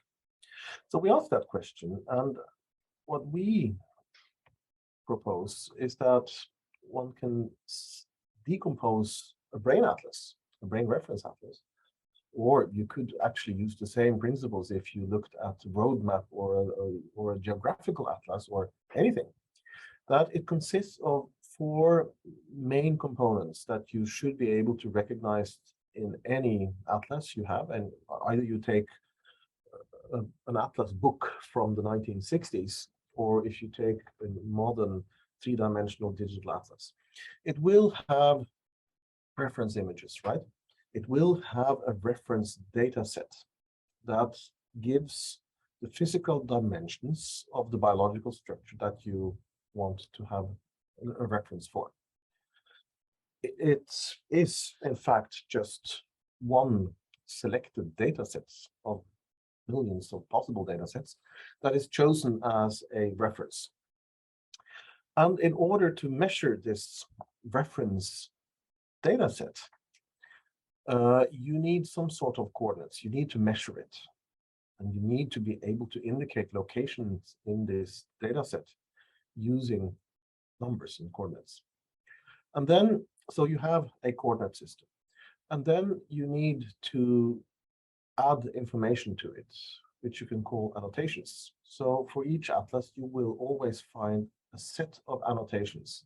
They can vary in their nature, but there are always annotations stating that this part of the atlas is called something. And the final component is, of course, that the names that you use to identify the annotations are, they belong to some sort of terminology. You could call your regions A, B, C, or 1, 2, 3, but in the tradition of anatomy, they have names. So we could talk about the cerebral cortex. Nicola mentioned the dentate gyrus, the cornu ammonis, etc. So all structures have names. They are used differently. So it's important to have an identification also of the terms that are used in an atlas. So we propose a reference. So we developed an ontology model, and I'm not going into what an ontology is, but it is a way to specify the elements of an atlas and relations between them. But in this context, keep in mind that an atlas will have a reference data. It will have a coordinate system that measures, allow you to measure the reference data. It will have annotations that specify which part of the atlas are called A, B, or C, and a specific terminology that is chosen to name the annotations. And by having this very specifically defined with relations, it becomes possible to translate, because if we then talk about the term, say the dentate gyrus, you will be able to look it up in the annotations. You will find the coordinates that are designated by the annotation set as belonging to this term, and you will be able to go to specific parts of the reference data set. If it is an image, you can take pixels or voxels and say, okay, these are in this particular atlas related to this term. And this allows you to start connecting data and translate information across. But it needs to be highly defined and machine readable. Right. This map, I mean, this is just to illustrate that from this you can also extract different specifications of how these elements can be constructed. And you can also define a specific set of metadata that describe these. And this is a way of formalizing how we work with atlases. But I'm not going into the details here. It was just to illustrate that. Think about atlases as these elements put together. And all these elements can be changed, or if you change one of them, basically have a different atlas and you need a different version number. All right, so if we return to the eBrain's Atlas services, which you will find if you go to eBrain, or if you use this particular link here, or if you go to ebrains.eu, you can select services, and then if you come to this page, you will find that, let's see, what happens here. Here. So you will find that these services have the possibility to look up different reference atlases for the mouse brain, rat brain, and also the multi-level human brain atlas. And if you click on this one, let's start with the human brain atlas that Nicola showed in the previous presentation. You can click on it, and then you come to this page here, and you can start by clicking on the Explorer, and you will be able to launch the Atlas Viewer. Some of you might have tried that before, and some of you will try it very soon. So I will go through and show you some of the key features of this Atlas Viewer that will be useful for you in some of the exercises that will follow. And first of all, you will find in the upper right corner a question mark, which will give you a quick start and an overview of the navigation tools. So here you will see that in order to translate and pan the atlas, you can click and drag on any of the slice views, and you can move around in it. It's quite intuitive.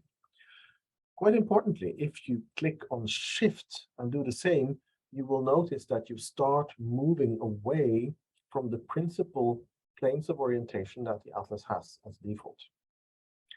You can zoom by using the mouse wheel or 2 fingers on the mouse pad, and then you can draw other ways to move around. You can use Control and mouse wheel to step through slices, and so on. Another important function is that you can toggle the delineations, the annotation set, on and off using the keyboard letter Q. Okay, so these are key elements of the atlas. And then if you look at this viewer interface again, you see that here in the hamburger menu on the lower left, you will be able to change between different reference data sets. Here they are called spaces. So here you will see that there is something called MNI 152. There is something called MNI colon 27. And you will also see the big brain, which is the brain that Nicola presented in the earlier presentation. So I will not go into the details of what these different spaces are. These are MRI data. And as Nicola explained, big brain is a histological high-resolution 3D reconstruction. And then you will also see that you can choose between different parcellation maps. And they show different features. So these are the annotations that are connected to the reference data and allow you to identify what are the names that researchers have associated with the particular voxels that you can see there. So if we go to the big brain, you can select the reference data, then you will see an interface like this, and you will recognize the images that Nicola showed earlier. And here you can press Q to toggle the delineations on and off. You can click and drag to explore, and you can mouse wheel to zoom in and out. And quite importantly, you can shift, click, and drag to do oblique slicing. Okay, so let me see if I can click on here. Quite important, when you start navigating the atlas and you maybe, particularly if you use oblique slicing, you can possibly lose your orientation, right? And if you're confused, it is possible to go up in the upper left corner and find a menu that allows you to reset the position, the rotation, and the zooming of the atlas. Here you will also find that you can change the coordinate system to show voxel space or physical space measured in metric coordinates. And as Nicola pointed out, the coordinates that you read out, they refer to the position of the crosshair. Okay? And then you also have a possibility to read off the location of your cursor. So you can point to a specific point in the atlas, and you can read off what the coordinate is. This is also important when you want to compare or communicate data. Good. So the reset function is important. Right, so what I would like to do now is to spend 10 minutes to do an exercise again. And here I'd like to bring up Nicola's slide that you saw earlier, and you will recognize the dentate gyrus. So I will now invite you to do a breakout room exercise. You will need to go to eBrains EU. You need to launch or go to the Atlas services and launch the Human Brain Atlas Viewer. Okay. We should probably put that link to you directly in the chat before we open the breakout rooms. Could Maya or Ingrid, could you please do that? So what we would like you to do then is to go to the breakout room.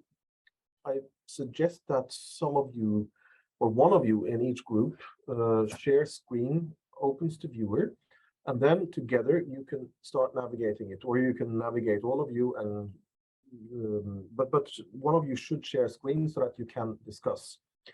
And the exercise is very simple. Find the dentate gyrus and use the control or the shift drag function so that you can rotate the view and just pan around and look at the fascia dentata of the dentate gyrus in different planes of orientation, and simply appreciate the different layers that you can see. And once you're finished with this, you can consider also looking for the central sulcus. Okay, but let's open the breakout rooms and move there and continue exploring the atlas to see if you can open big brain and identify and explore the dentate gyrus delineations. I recommend turning them off to begin with. You can turn them on when you need them. Then click and drag to explore, mouse wheel to zoom, and shift click and drag to do oblique slicing. Okay, so I guess that all breakout rooms have closed now, so welcome back. And again, sorry about the short discussion sessions here. I probably did not give you much time to really go in and explore much of it, but the purpose was to invite you to take a look at the resource. So I now have the Big Brain Atlas opened in my browser. You can see it. And you see that I can start moving around in it. Those of you who tried to search for the dentate gyrus using the find function will have noticed that it wasn't possible. And if you look at the different parcellations, you see that for this particular atlas, you have the cortical layers visible, which look like this, but the dentate gyrus is not annotated. So in order to find the dentate gyrus, you need to navigate through the brain and see if you can find something that resembles it. And if we move this to the center, you will be able to see that, for example, here, if I turn on or if I use this annotation tool, you will here see the dentated structure of the dentate gyrus. And here you will see the characteristic, so you can at least recognize it. And as Nicola pointed out, the hippocampus and the dentate gyrus and the cornua ammonis has a very typical architecture in all species that should be possible to recognize. And while this particular atlas does not contain delineations of the hippocampus yet, the other atlas modalities do have that, so you can move there in order to look at it. Okay, so if I again press Q, turn off the delineations, then we are back to the big brain. And again, if I shift and click, you see that you can explore how the hippocampus appears, if you look here at the cross eye, in different angles of view if you rotate. This is important if you are comparing if you have data cut with a different plane of orientation and you want to compare it to a reference atlas. And then, as you will have noticed, clicking on this hamburger menu, you can jump to different reference data. And if you click in the upper right corner, you will be able to switch from the multi-level human brain atlas to the monkey atlas, mouse brain atlas, and voxel space atlas of the Sprague-Dawley rat brain. A final thing, if you click on if you go to the 3D view, you also have the option here to remove the frontal, or to turn off this cutting into the 3D model, and you will be able to rotate the three-dimensional model of the entire brain. And this could be useful if you want to explore the sulci and the gyri that Nicola explained to you earlier. And if you switch to the Jülich brain or the MNI space, you will have access to more delineations of the human brain. And if you switch to the rat or the mouse brain, you will have a full annotation set for the entire brain. That might be useful for you. Okay, so this was so I think we can wrap up this introduction to the eBrains Atlas services. We have now taken a look at the different reference atlases that are shared there. So we have looked at the multi-level human brain atlas and the big brain reference data in particular. You will also have access there to the mouse brain atlas, the rat brain atlas, and a series of tools that are useful for both registering experimental image data into these three-dimensional atlases and tools and workflows for extracting features and doing something with your data. This is going to be topic for the sessions tomorrow.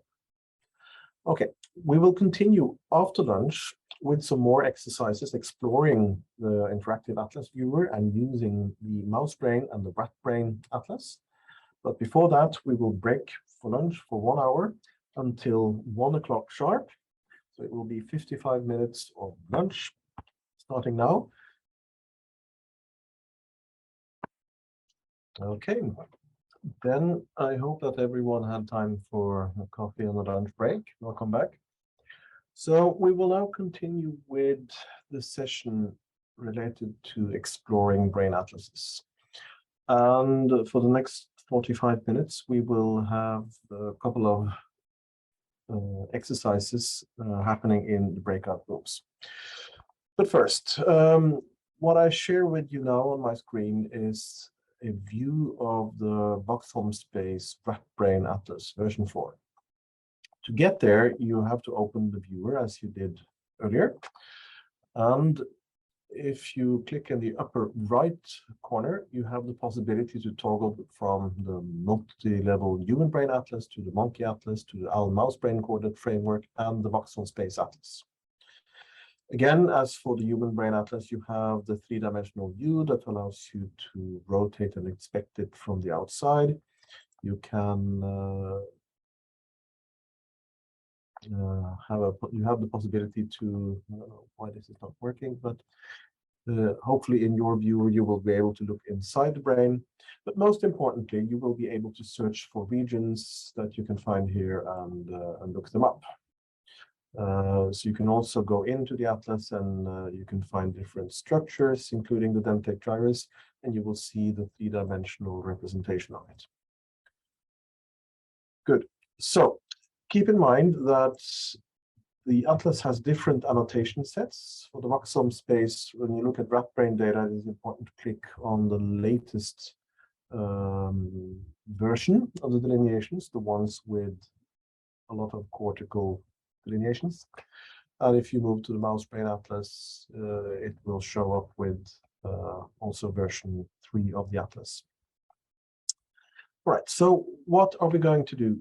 Well, the session is aimed at exploring and using the atlases. So now you will get a task, or you will get 3 tasks in the groups where we would like you to go to the breakout rooms and inspect 3 different images, one from the human brain, one from a rat brain, and one from a mouse brain.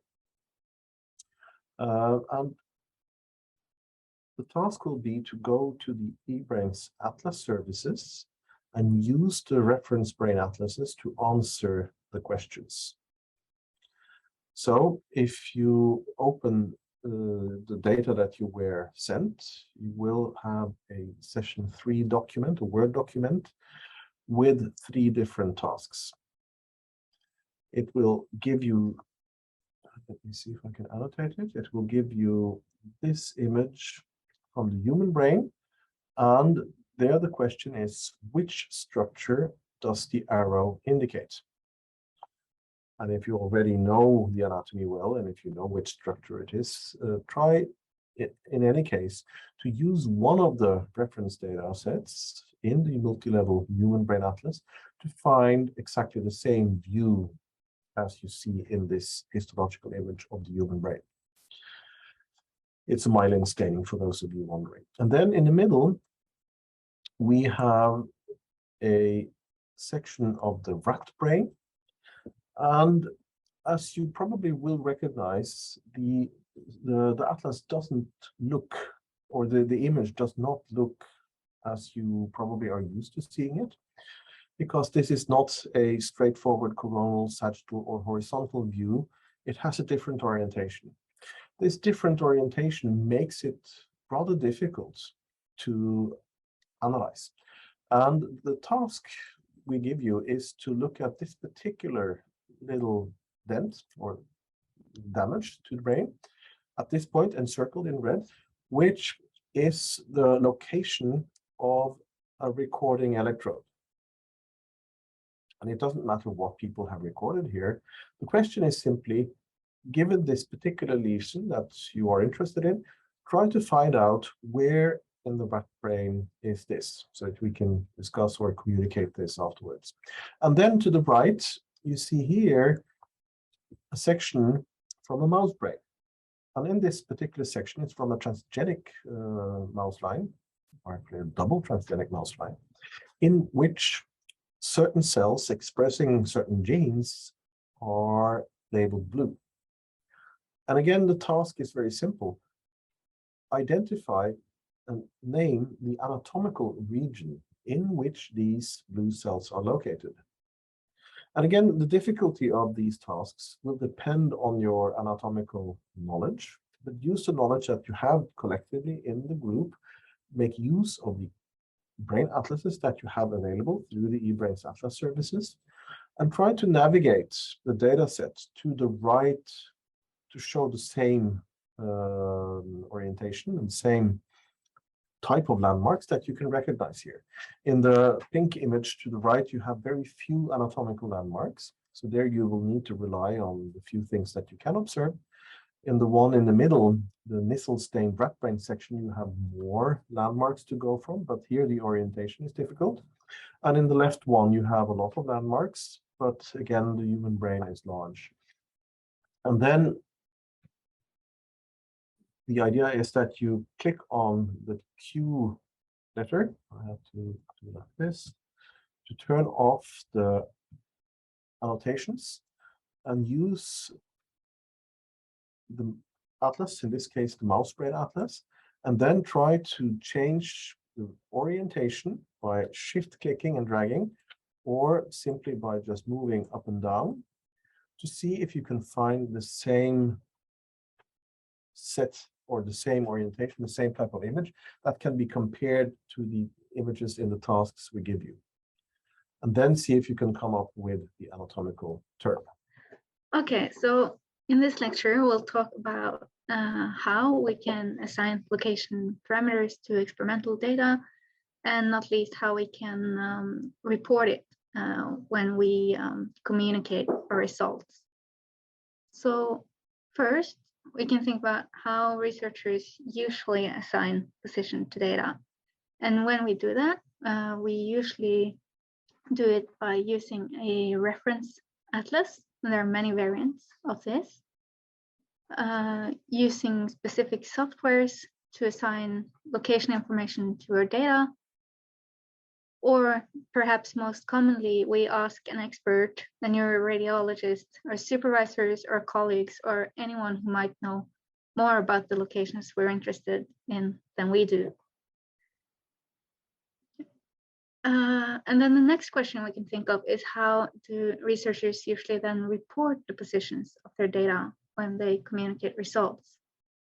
And so I just have some examples here of how locations can be reported in the literature. Here we see one example where the authors gave coordinates for their locations of interest, coordinates for entorhinal implants according to lambda, sinus, and the surface of the brain. So this is a type of very precise information. Otherwise, here's another description. Sections were viewed under a light microscope, and areas of interest were chosen for re-embedding. And so here it's just saying that they used the appropriate region of the CA1, which might be a bit harder to interpret unambiguously. Then here is another one where the authors state that they have carefully identified anatomical regions without much more detail than that.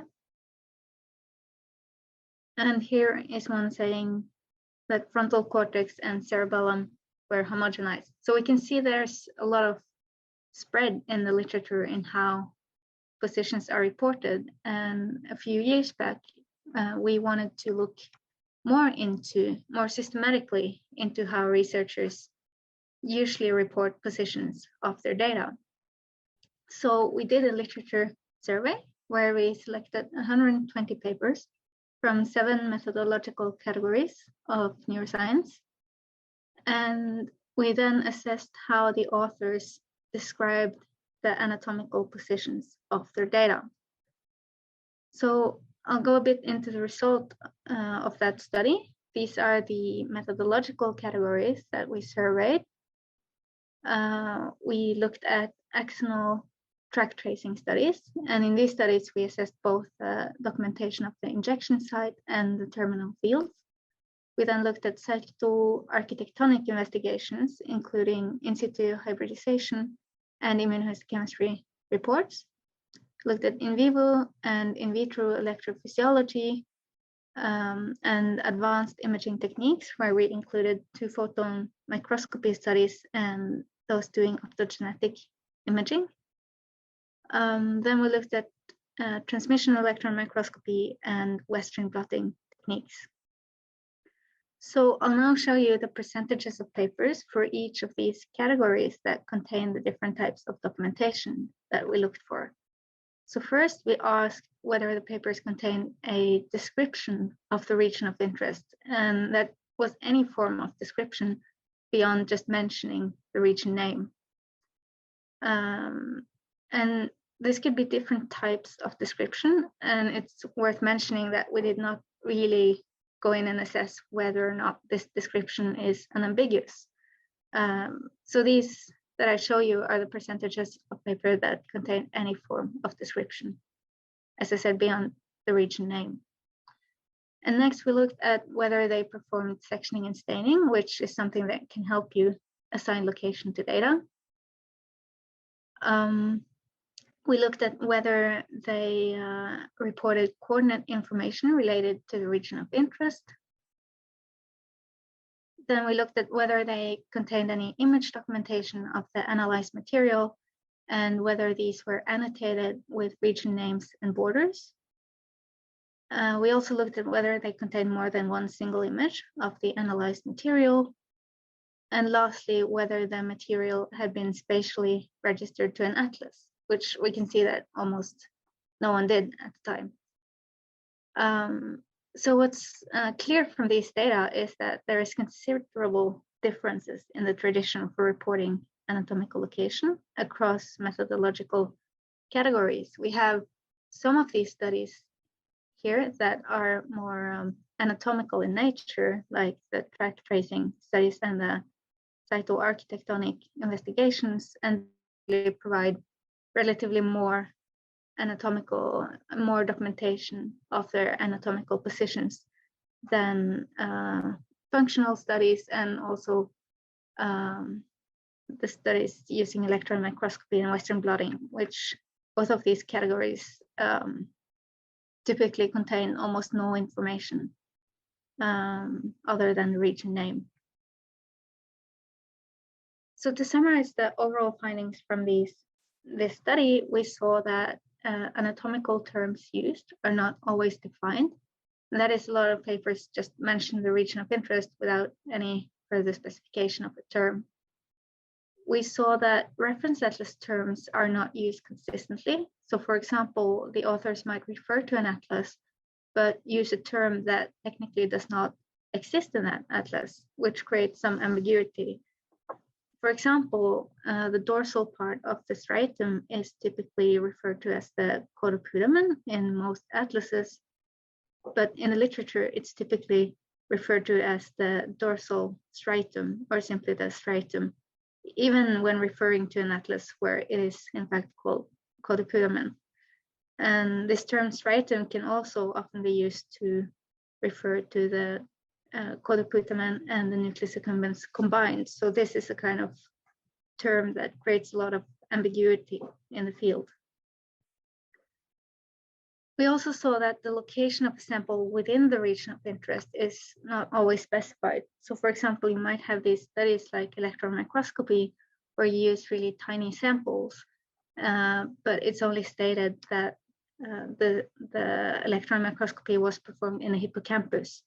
And these small samples obviously do not cover the entire structure. So to replicate this, you actually need to know where within the hippocampus the sample comes from.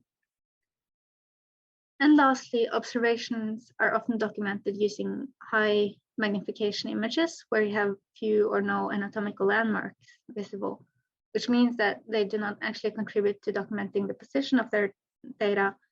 They might contribute to documenting something else.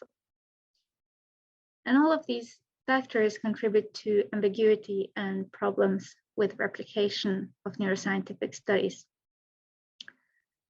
So we wanted to come with some simple, easy to follow guidelines that can help better reporting practices. So these were suggestions for minimum practices to document anatomical location, to secure an ambiguous interpretation and allowing replication of positions. And what we then recommend is to provide one or more of the following types of documentation. That is a reference to region name in a reference atlas, atlas coordinates, illustrations or diagram images, annotated images from the analyzed material, or lastly, a semantic description. And the combination of these is usually the best way to go to be completely unambiguous. I'll just go briefly into each of them now and some things to think about. So when you use a reference atlas and a region name in that atlas, as I've hinted to, it's important to use the terms as they appear in the atlas. Or alternatively, if you have a slightly different favorite term, you can specify exactly how your term relates to those in the atlas. For example, saying that you use the term striatum to refer to the structure called caudopotamen in the atlas by Paxinos and Watson. An appropriate citation that appears both in the text and the reference list is very important, with version indicated, because most of these standard atlases have a lot of different versions and they can vary quite significantly in their definitions of the regions. And then lastly, if you have a small sample from a bigger region, indicate the location of your sample site within that region of interest. And if you have sampled from throughout the regions as well, that should be stated. So in this way, the reader will know exactly what part of the region of interest that your results are valid for. Next, the use of atlas coordinates is a very powerful way to communicate positions in the brain. And here are some examples of the types of coordinates you could provide related to a region of interest. So you could, for example, provide the section level of your sections. For example, distance from midline, which would give a broad estimate of the position. You could also indicate a center coordinate for a larger region, for example, for a virus that is injected and spreads with a certain diameter. Or you could indicate the exact coordinates for points of interest, for example, a recording electrodes. So what's important to think about here is that coordinates need to be defined in terms of what they relate to, for example, the bregma, lambda, or intraoral line. And the reference space from which the coordinates were obtained should be specified, and coordinate information should preferably be confirmed with multiple methods. And this is especially important when doing stereotaxic surgery, because there might be considerable variations between animals of different age or weight. So it's not, you can't just take standard coordinates from an atlas and expect those to be valid for your particular animal. Next, an illustration of the anatomical region of interest is a very powerful form of documentation, especially to clarify the sampling within regions of interest, as I've talked a bit about, and as these examples show. So here are some examples where you can just show which specific part of the bigger region of interest you have been sampling from. And then providing annotated images of the analyzed material is a very transparent way of conveying positions And it's important, as I've already said, that such images cover sufficient anatomical landmarks to actually allow the reader to compare it to an atlas and to evaluate the position independently. And so this on the side here is just an example of some images that supposedly show some anatomical regions, but it's very hard without the lower magnification image to actually pinpoint where in the brain this comes from. So ideally, the whole section should be given in addition to the more magnified ones. And when using annotations on the images, it's important to indicate the observed boundaries. And this is the challenging part, because as you get close to the borders of the region, people will start to disagree. So while in this image on the side here, you can sort of see the stratified nature of this region, and most people will likely agree that it is the Kodaputaman, but as you get to the borders of it, you might start to have different people drawing different lines. So it's important to clearly show where you have drawn the lines in order to disambiguate. And at least the entire region of interest should be covered in an image, and preferably it's good to give images through all the levels that you have analyzed, because typically we analyze more than one section image of our data. Lastly, regions of interest can be described semantically by describing its relation to different structural or cellular landmarks in the brain. And these types of descriptions can become quite long if they are to be completely unambiguous, and then it can be very hard to interpret for any non-expert. So I would say that semantic descriptions are best when combined with other forms of documentation, for example, images or illustrations. But these types of descriptions can be particularly important as additions when you're not referring to standard atlas. Maybe you have your own very specific way of defining a region of interest.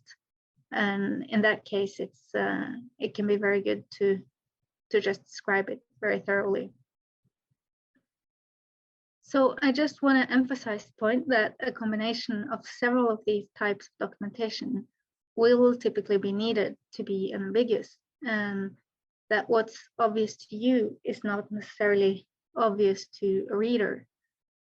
And so here is an example from a paper where we can actually identify all 5 types of documentation. And it adds up to make a very good description of how the region of interest was defined. So in this example, we can see that we can find section numbers corresponding to the coordinates in the atlas from throughout the region that they're interested in. They also have an example annotated image, which is quite magnified, but still gives some detail that we can evaluate. And with this line that they've drawn here, they can show how they define the region of interest. Then they also have a reference to an atlas, which is specified with the edition indicated in the reference list. And they also had a short semantic description in the methods text. So if we could soon start the breakout rooms again, I would just like you all to have a short discussion in the group of these questions of how do you define your favorite brain region and what do you call it? And also how you would report it in a publication.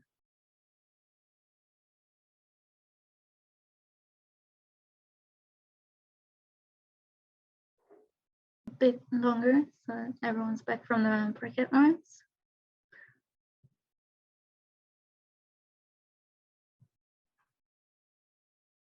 We're stuck in this room. You're stuck.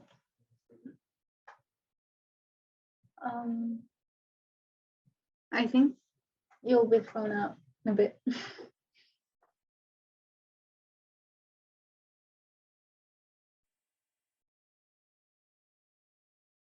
Right. Okay, then I think everyone is back.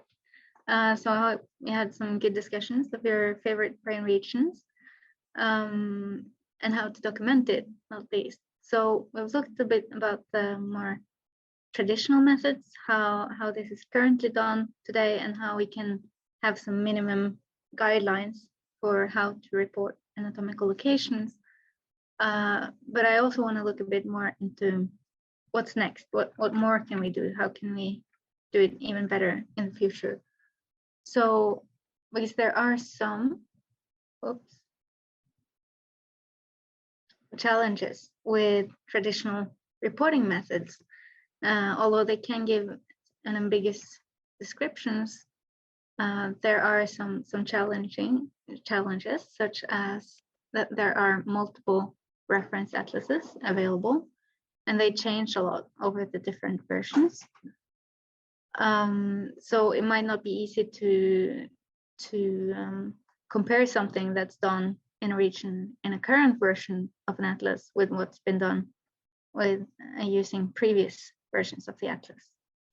And also the traditional paper format is quite limited in that illustrations and images can only practically be shown for a subset of the material, which might limit the possibility for interpretation of the region of interest.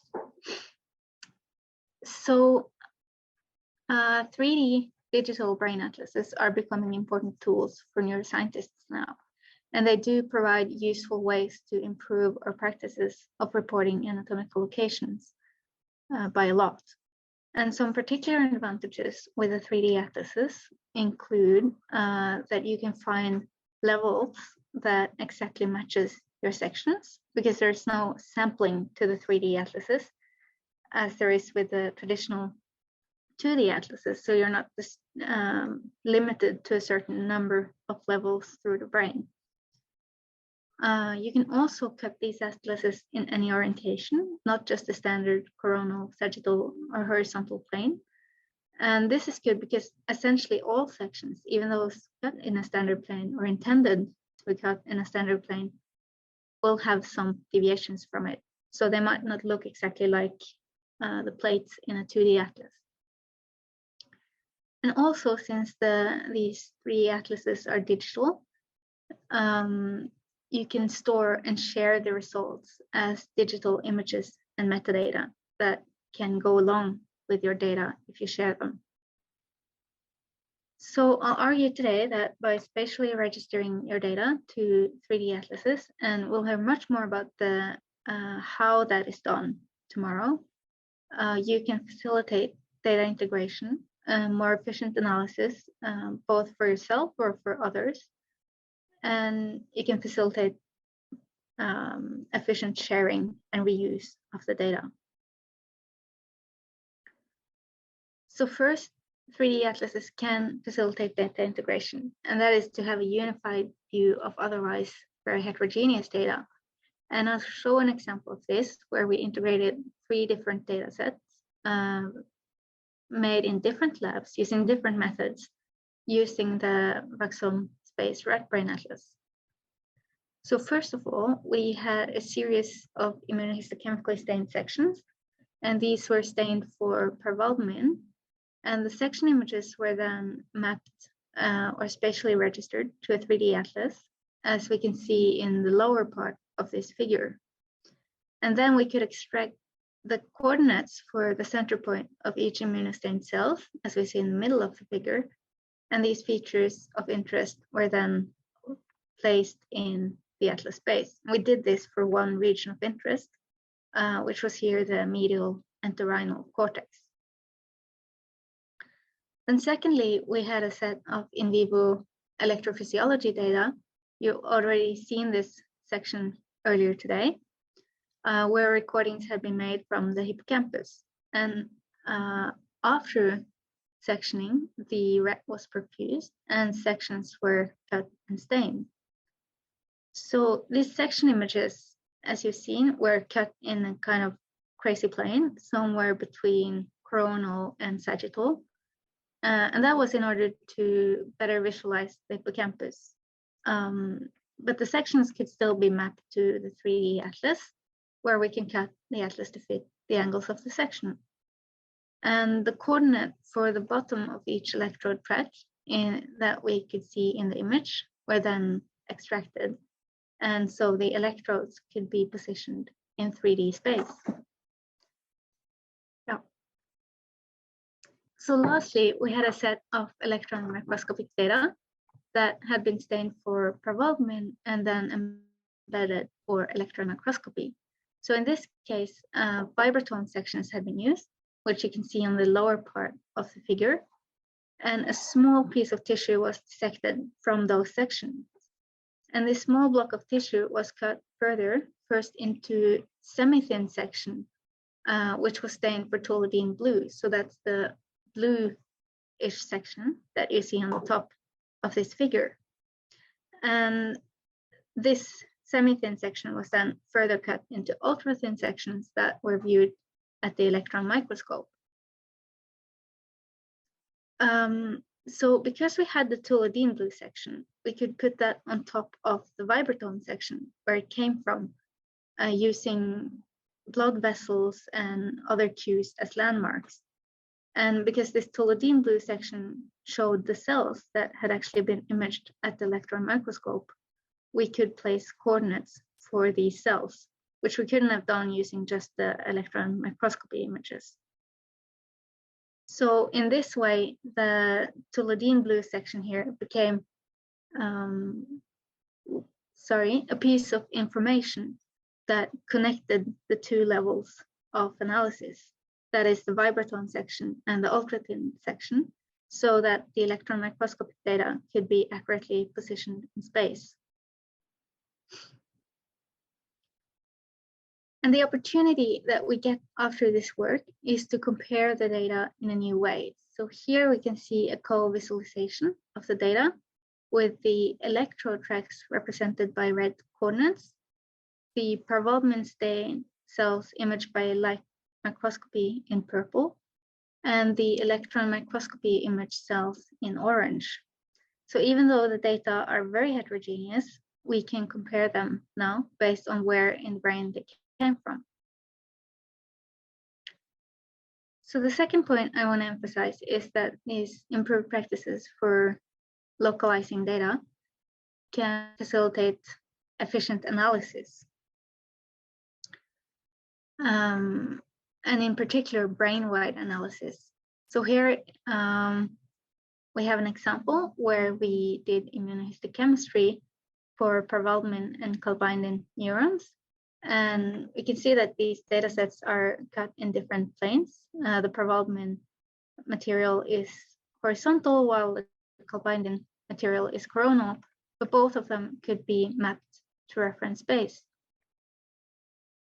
And then using image segmentation tool called Elastic, which you'll learn much more about tomorrow, we could semi-automatically extract the features that we're interested in, that is the cells. And using the Nutil tool, we could quantify and visualize all of the extracted objects in the 3D reference space. So you'll learn much more about these procedures tomorrow in the more practical sessions, but this was just to give you a bit of a teaser of what you can achieve if you register your data to the 3D atlases. And then also improved practices for registering your data to 3D atlases can facilitate data sharing and reuse. So the 3D atlas information provides a very good framework to structure your shared data around. So here I just have an example video showing some data sets that we have shared through the eBrains knowledge graph. And these data sets are immunohistochemically stained section images showing dopamine 1 and 2 positive cells in the developing mouse brain. So if you go to eBrains and search for the Dopamap project, you can find our project there. And on the project page, you can find links to all the data sets that are part of this. And for each data set, you have links to a brain atlas viewer, where the section images are provided with the atlas overlaid, and you can toggle the opacity of the atlas and see regions of interest, or you can turn it off and zoom in to see the features, the cells in the images.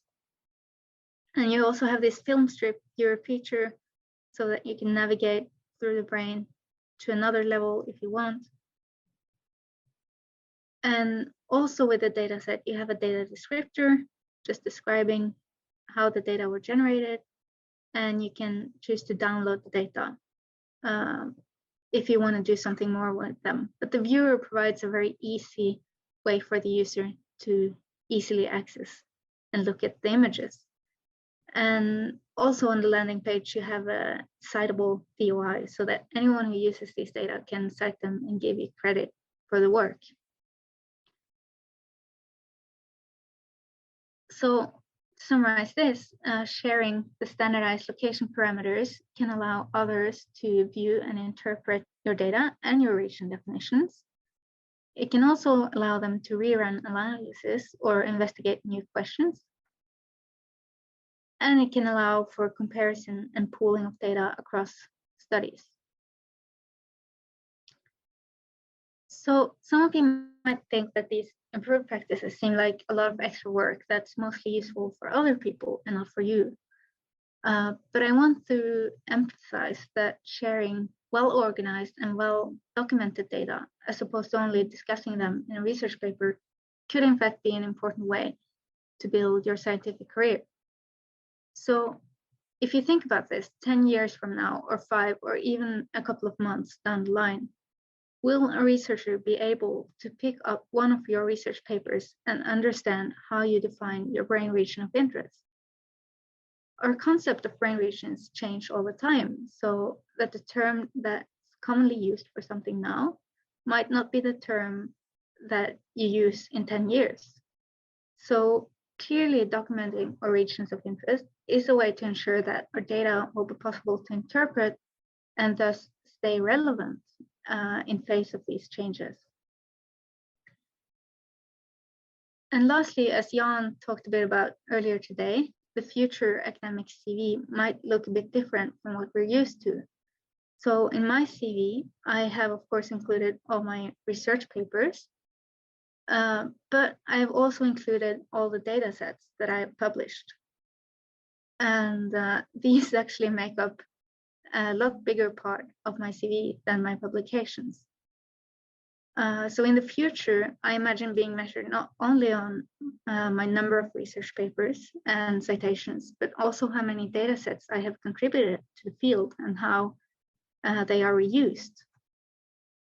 And the German Research Council is actually now considering public data sets and softwares as publications when they evaluate grant applications. So this is something that's really catching on now. And whether or not people will reuse your data if you share them will of course depend on how well they are documented.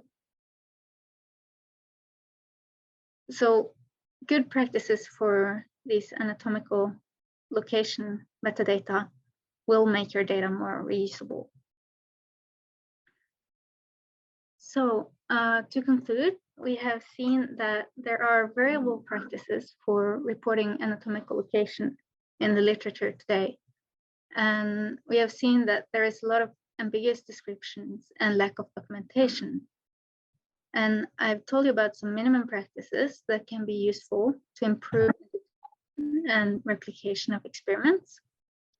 And I've argued and hope convinced you that improved practices by use of 3D brain atlases can facilitate integration, analysis, and reuse of data, and also can be a good thing for your career. So thank you very much for your attention. So this is about why, what, and how of data integration. So let me start by giving you a little background. So the challenge we have is that we want to map and understand the brain, which is the most complex structure we know about. And if you look at the numbers, numbers of neurons and kilometers of axons, connections, then you understand that this is a very complex task. And also, given the multiple levels of which the brain can be mapped using experimental methods, and the different scales, both spatial and temporal scales, that these data are acquired in, gives us a tremendous task of putting all this information together. So how can we achieve data integration? What is it and how can we achieve it?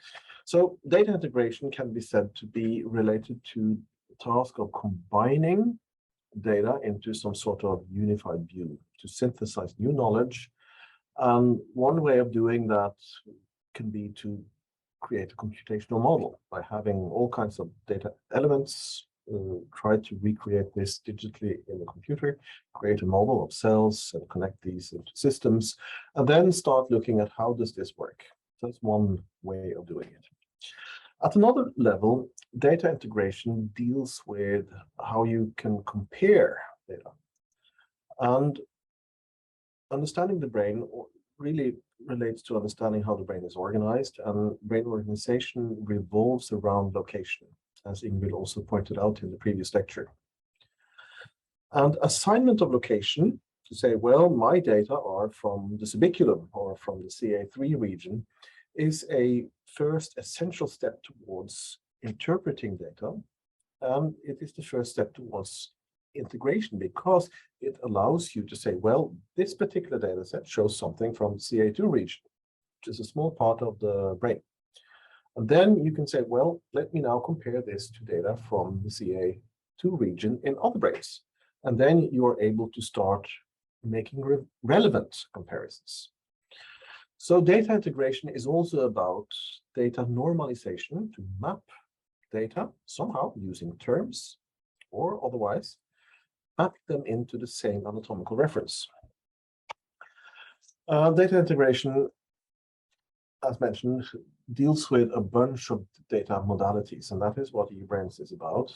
And the way this is done is to assign metadata that allow you to search data that are spatially relevant or are related due to other parameters. Locations in the brain can be dealt with using semantics. By using terms, you can say, well, data from the brain or from the hippocampus, the dentate gyrus, a principal cell layer, or a mossy cell in the hippocampus of the brain. Or you can give XYZ coordinates to a data element in atlas space. And both allow you to locate the data, and this allows you again to compare data. Right, let's move on to another element.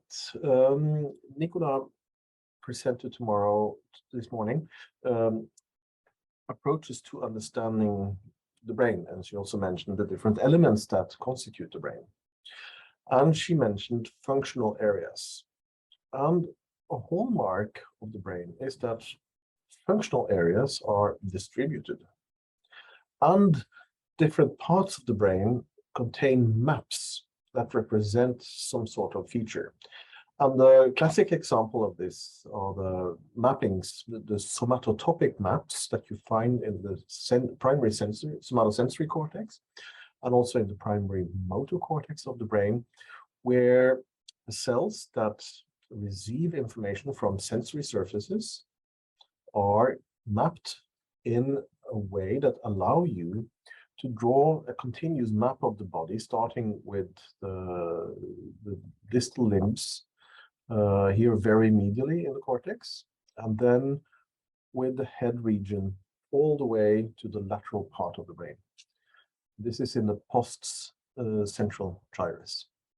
And in the pre-central gyrus, you find the primary motor cortex, and here also a continuous map of cells that represent or contribute to motor activity in specific parts of the brain.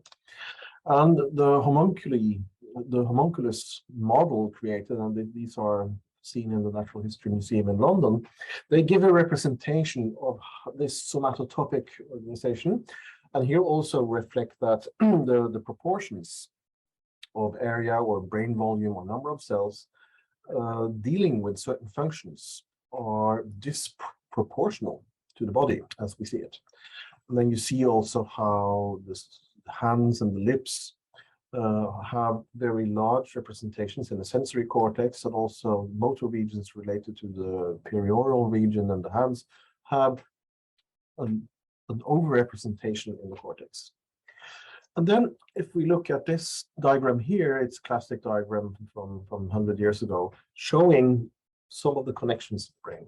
And of course, brain or functional systems in the brain are composed of regions that are in different locations, and they are connected. And in these different locations, we will find different parts of organization or different types of organization where maps are specifically organized according to some sort of pattern, but not in the same way. So understanding how connections are organized spatially is interesting. All right, we will then move on to take a look at an example from the rat brain. So here you see the rat brain, right cortex, neocortex, and here you see the primary somatosensory cortex mapped out. So electrophysiological studies have shown that the sensory surfaces are somatotopically mapped onto this surface. Here you have the motor cortex, and here you have the secondary somatosensory cortex, and here you have another detail on this. Then the cerebral cortex is connected with the cerebellum. Axonal projections go from the cerebral cortex by way of the pontine nuclei and their synapse to other cells that project to the cerebellum. And this circuitry is, of course, one of the largest pathways in the brain.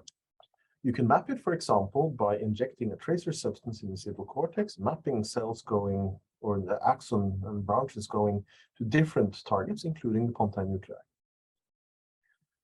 Such experiments can, and then if you cut the brain, you can map the injection site onto the cortex and say, well, here I injected my tracer.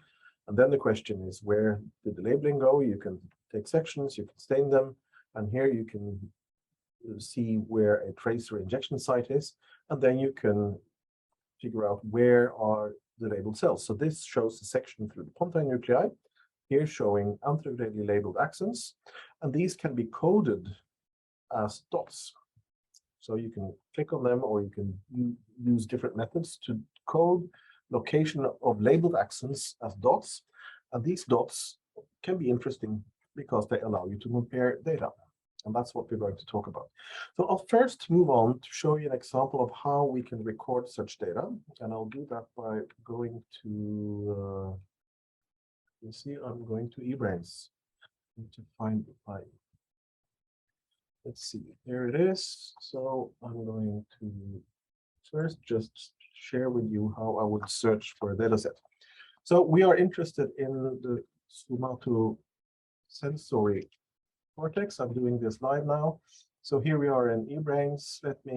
I'll click on microscopy, neural connectivity, and rat.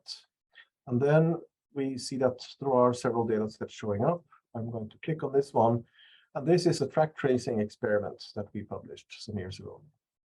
And here we can view the tissue collection. So you can actually open this and let's see what we get. So here you get a representation of sections. This is a tracer injection site, and you can study where connections go. And you have the atlas sitting on top of it with delineations that allow you to say, well, here we have something, and then it is in the thalamus. Right. Then I'm going to shift to another tool. It's the same tool, but an updated version of it. So here we have a tool, and it's called localize zoom. We can then move to the target region. So we see here the tracer injection site. It is in the primary somatosensory area in the barrel field, as you see the text indicating on the bottom. We can move to the pons. Let me see how far we want to go then. That was too far. I need to go one back. Wait. Sorry, I need to get this straight. I need to go here, I think. So here we have the pontine nuclei. I think this could be a suitable section. Let me see, maybe we move on with labeling. See if we see something. So here I click through and I see that, oh, here I have something black. This is labeling. And we see that we have the atlas sitting on top of it. And if you wait a second, you will see that you get it with higher resolution. So here we see labeled axons projecting to a certain subset in a cluster of the pontine nuclei on the right side. So if we want to record this with this particular tool, I mean, there are different methods, and you will learn more about such methods tomorrow. And I will here just say that I can place my cursor above it, and I can place markers. Let me see if I need to change this color so that it shows up a bit better. So here, for example, here I can place markers. I'm just clicking on a spacebar, and I can say, well, here the density is highest in the middle, and I have a couple of things over here and over here. And then I can move to the next section and see, well, is there something sitting here? Oh yeah, there is something sitting here, maybe here and here. I'll do this very quickly, and maybe there is some labeling sitting over here. I jump to another section. I have to be patient, which I am not today. And then we see that here we also have some labeling. So I can place my markers. Doing this is called semi-quantitative recording of axon location. So I just place my coordinates to represent the labeling in a sort of quantitative way. And the interesting thing is that the tool allows me, if I just get it up here, to also export these coordinates, these points. They are now mapped in atlas space to a tool called MeshView. This MeshView tool is giving me a representation of the voxelum space rat brain atlas. If I turn all these data off, you see that here I have my spatial coordinates. If I go down, and I'll have to find the pontine nuclei, I can turn this on, and I can see that, all right, here I have mapped the location. I need to zoom in a bit, of my data. So this is an analysis I did on the fly now. So here I've recorded very quickly where are those axons in the pontine nuclei. And if I could do this in different cases that have been mapped to the same atlas, I could start exploring organization patterns. And this is exactly what we're going to do. So let's jump back to the presentation, which is somewhere here. And what I'm going to ask you to do is to say that, well, this is about locating data. Here in 1978, Pierre Brodin did the same type of recording. He injected tracers in the cortex in the monkey, and then he saw labeling in the pons, and he recorded it. And he mapped the data from all these different experiments to a standardized series of drawings. And then he was able to compare across and start looking at, okay, how is this distributed? So this was a long time ago. What I did with such data, also a long time ago, was to record the data in the way I just showed you with different tools, reconstruct the data into a 3D model. Reconstruction is no longer necessary if you already have the images in atlas space, but that's for tomorrow. And then I could create and put together representations like this. So here you see the pontine nuclei of the rat seen from ventral, with the descending pathway sitting behind here, and labeling made with two tracers located in this space. And I can see that there is some sort of relationship between them that is systematic. So, and we can then also create a local coordinate system for it. This was in the age before we had digital atlases, so we created a local coordinate system where we could map a lot of data points into the same space. And that gives us the opportunity. So using this box as a coordinate system, we got the opportunity to say, well, if we inject in this part of the somatosensory cortex, we get this type of pattern in the pontine nuclei.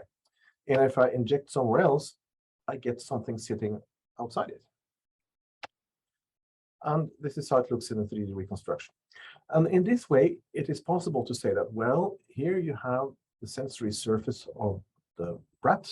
It is mapped onto the neocortex in a systematic way, in a so-called somatotopic fashion. In the cerebellum, it is completely fragmented. And how does this translate from this to this? Well, something happens in the pontine nuclei.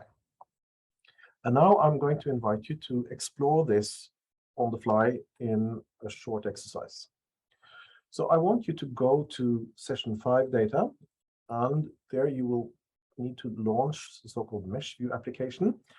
And I can show you how that looks like. I think I have it somewhere here. That would be this thing.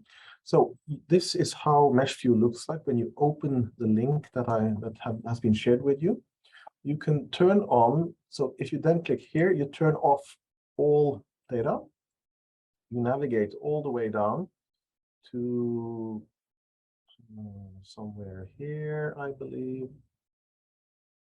You need to find the pontine nuclei. Where is it? Here, pontine gray. You can turn it on. And then you see that there are some data points sitting here. I'm going to make them invisible. Because what you can do, when you have the pons looking like this, you rotate it, look at it from the front. And then you can choose files. So you go, these are the data that you have been provided with. You can click on them and they show up. You can load another one.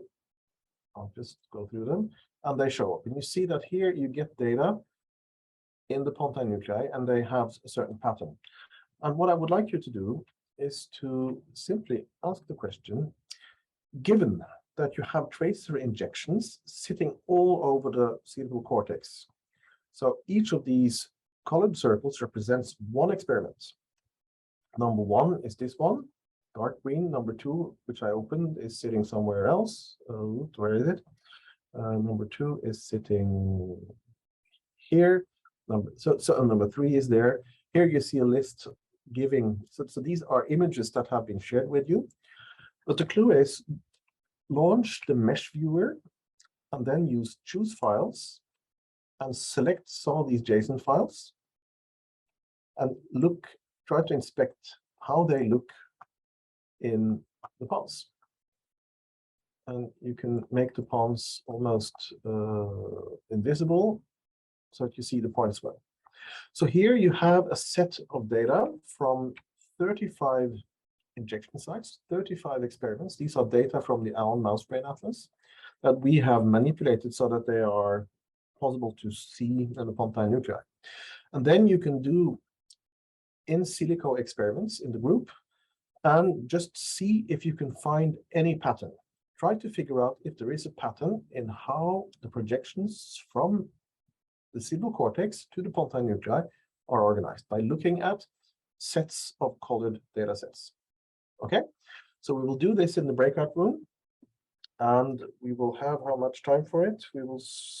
Let's take 20 minutes for this so that you can launch MeshView and play around with it for a little while, and then I can explain more before we close the session. And this is to just show you or let you play around with data that have been normalized and spatially integrated in a way that allows you to do in silico experiments. So please go to the breakout rooms and the facilitators will join you and help you out.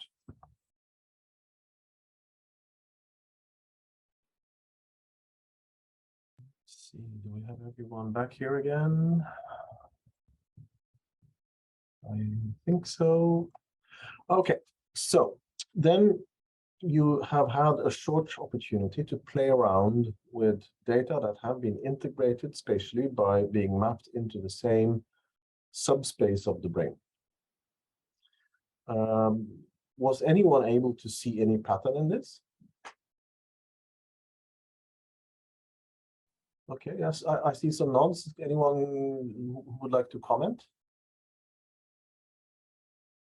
Yeah, we saw in proximity in injections also led to proximity in projections to the pontine region as well. Yeah. So let me try to go through what we have mapped using this. So here you see the concept again, injection site. This is again the somatotopic map of the rat in this case. So I'll use the rat as an example. So here the upper lip region projects to the middle in the central core of the pons. If you move towards medial to the forelimb, it projects towards the caudal part of the pons, and it has something out here on the upper side here. So it's located outside this central core. And again, if we go to the hind limb, we see that it is even further external. So if you consider this as a concentric organization, you see that they expand outwards. So this could be compared to the shells of an onion, right? And here we put in the trunk, and here we put in the whiskers. And you see that, okay, they follow this inside-out organization. So it means that when the relationship going from the red one to the black one to the blue one, it has the same neighboring relationships. So the same topographical organization is preserved. So indeed, the rat somatosensory surface is mapped somatotopically onto the cerebral cortex, and you can see something down here with the head in the middle, the forelimb and the hind limb and the whiskers and the trunk sitting outside it, that kind of reflects a concentric arrangement. So space is preserved, but the relationships and the possibilities for interactions are more complex. So you have this clustering, but still there is order to it. And that's what these data show. And what you perhaps saw or would be able to see with the mouse brain data that you were given access to is that the same pattern is true there. So it means that moving, so this is these are rat brain experiments. So moving from the head region of the somatosensory cortex all the way in the anterolateral part, this is the black one, and moving gradually towards the more medial and occipital parts of the cerebral cortex, you see a very clear concentric arrangement. On the other hand, if I start going from frontal towards occipital, I see that the bright ones are in the medial part, the medium colored ones are in the center, and the darker red ones are towards the occipital part. So there is, so the axis going from frontal to occipital in the cerebral cortex is mapped from medial to lateral in pons. And this can be combined, so it's possible to actually create a diagram giving the principles that allow you to predict. So this diagram here, it's a bit too complex to really go into, but it allows me to say that, okay, well, if you have something injected here in C between 1 and 2, so between 1 and 2 in the C area, between C and B, then we have something here, and it fits fairly well with how these points are distributed. So it is possible to create a prediction map saying that wherever in the cortex you dump a tracer, this diagram will tell you where in the pons you should expect to see the result or the labeling. And this is something that you can verify by using the data points that we have in MeshView. So, and this can be also related to the development of the cerebral cortex, because this anterolateral region is the one part of the cortex that matures first. It projects to the part of the pontine nuclei that matures first. So the connectivity can be explained simply by saying that the first matured or first arriving axons projects to the cells that were there first. So it's first come, first served principle. And then you see that, okay, and this can, so these are the principles. This diagram is something completely different. This is the same data that we showed you earlier in an exercise. Where are the blue cells? They are in the ventral tegmental area. Here, Maya, some years ago, used localizoom and plotted the cells in 4 different cases, so cut coronally or horizontally, and was able to label or to look at the distribution of these cells in 4 different animals, cut in different planes. And by so the point was that by mapping the images to the atlas and by converting the features of interest into dots that you can represent in 3D, then you can start visualizing points and analyzing them. Okay? And I think this is the main point of this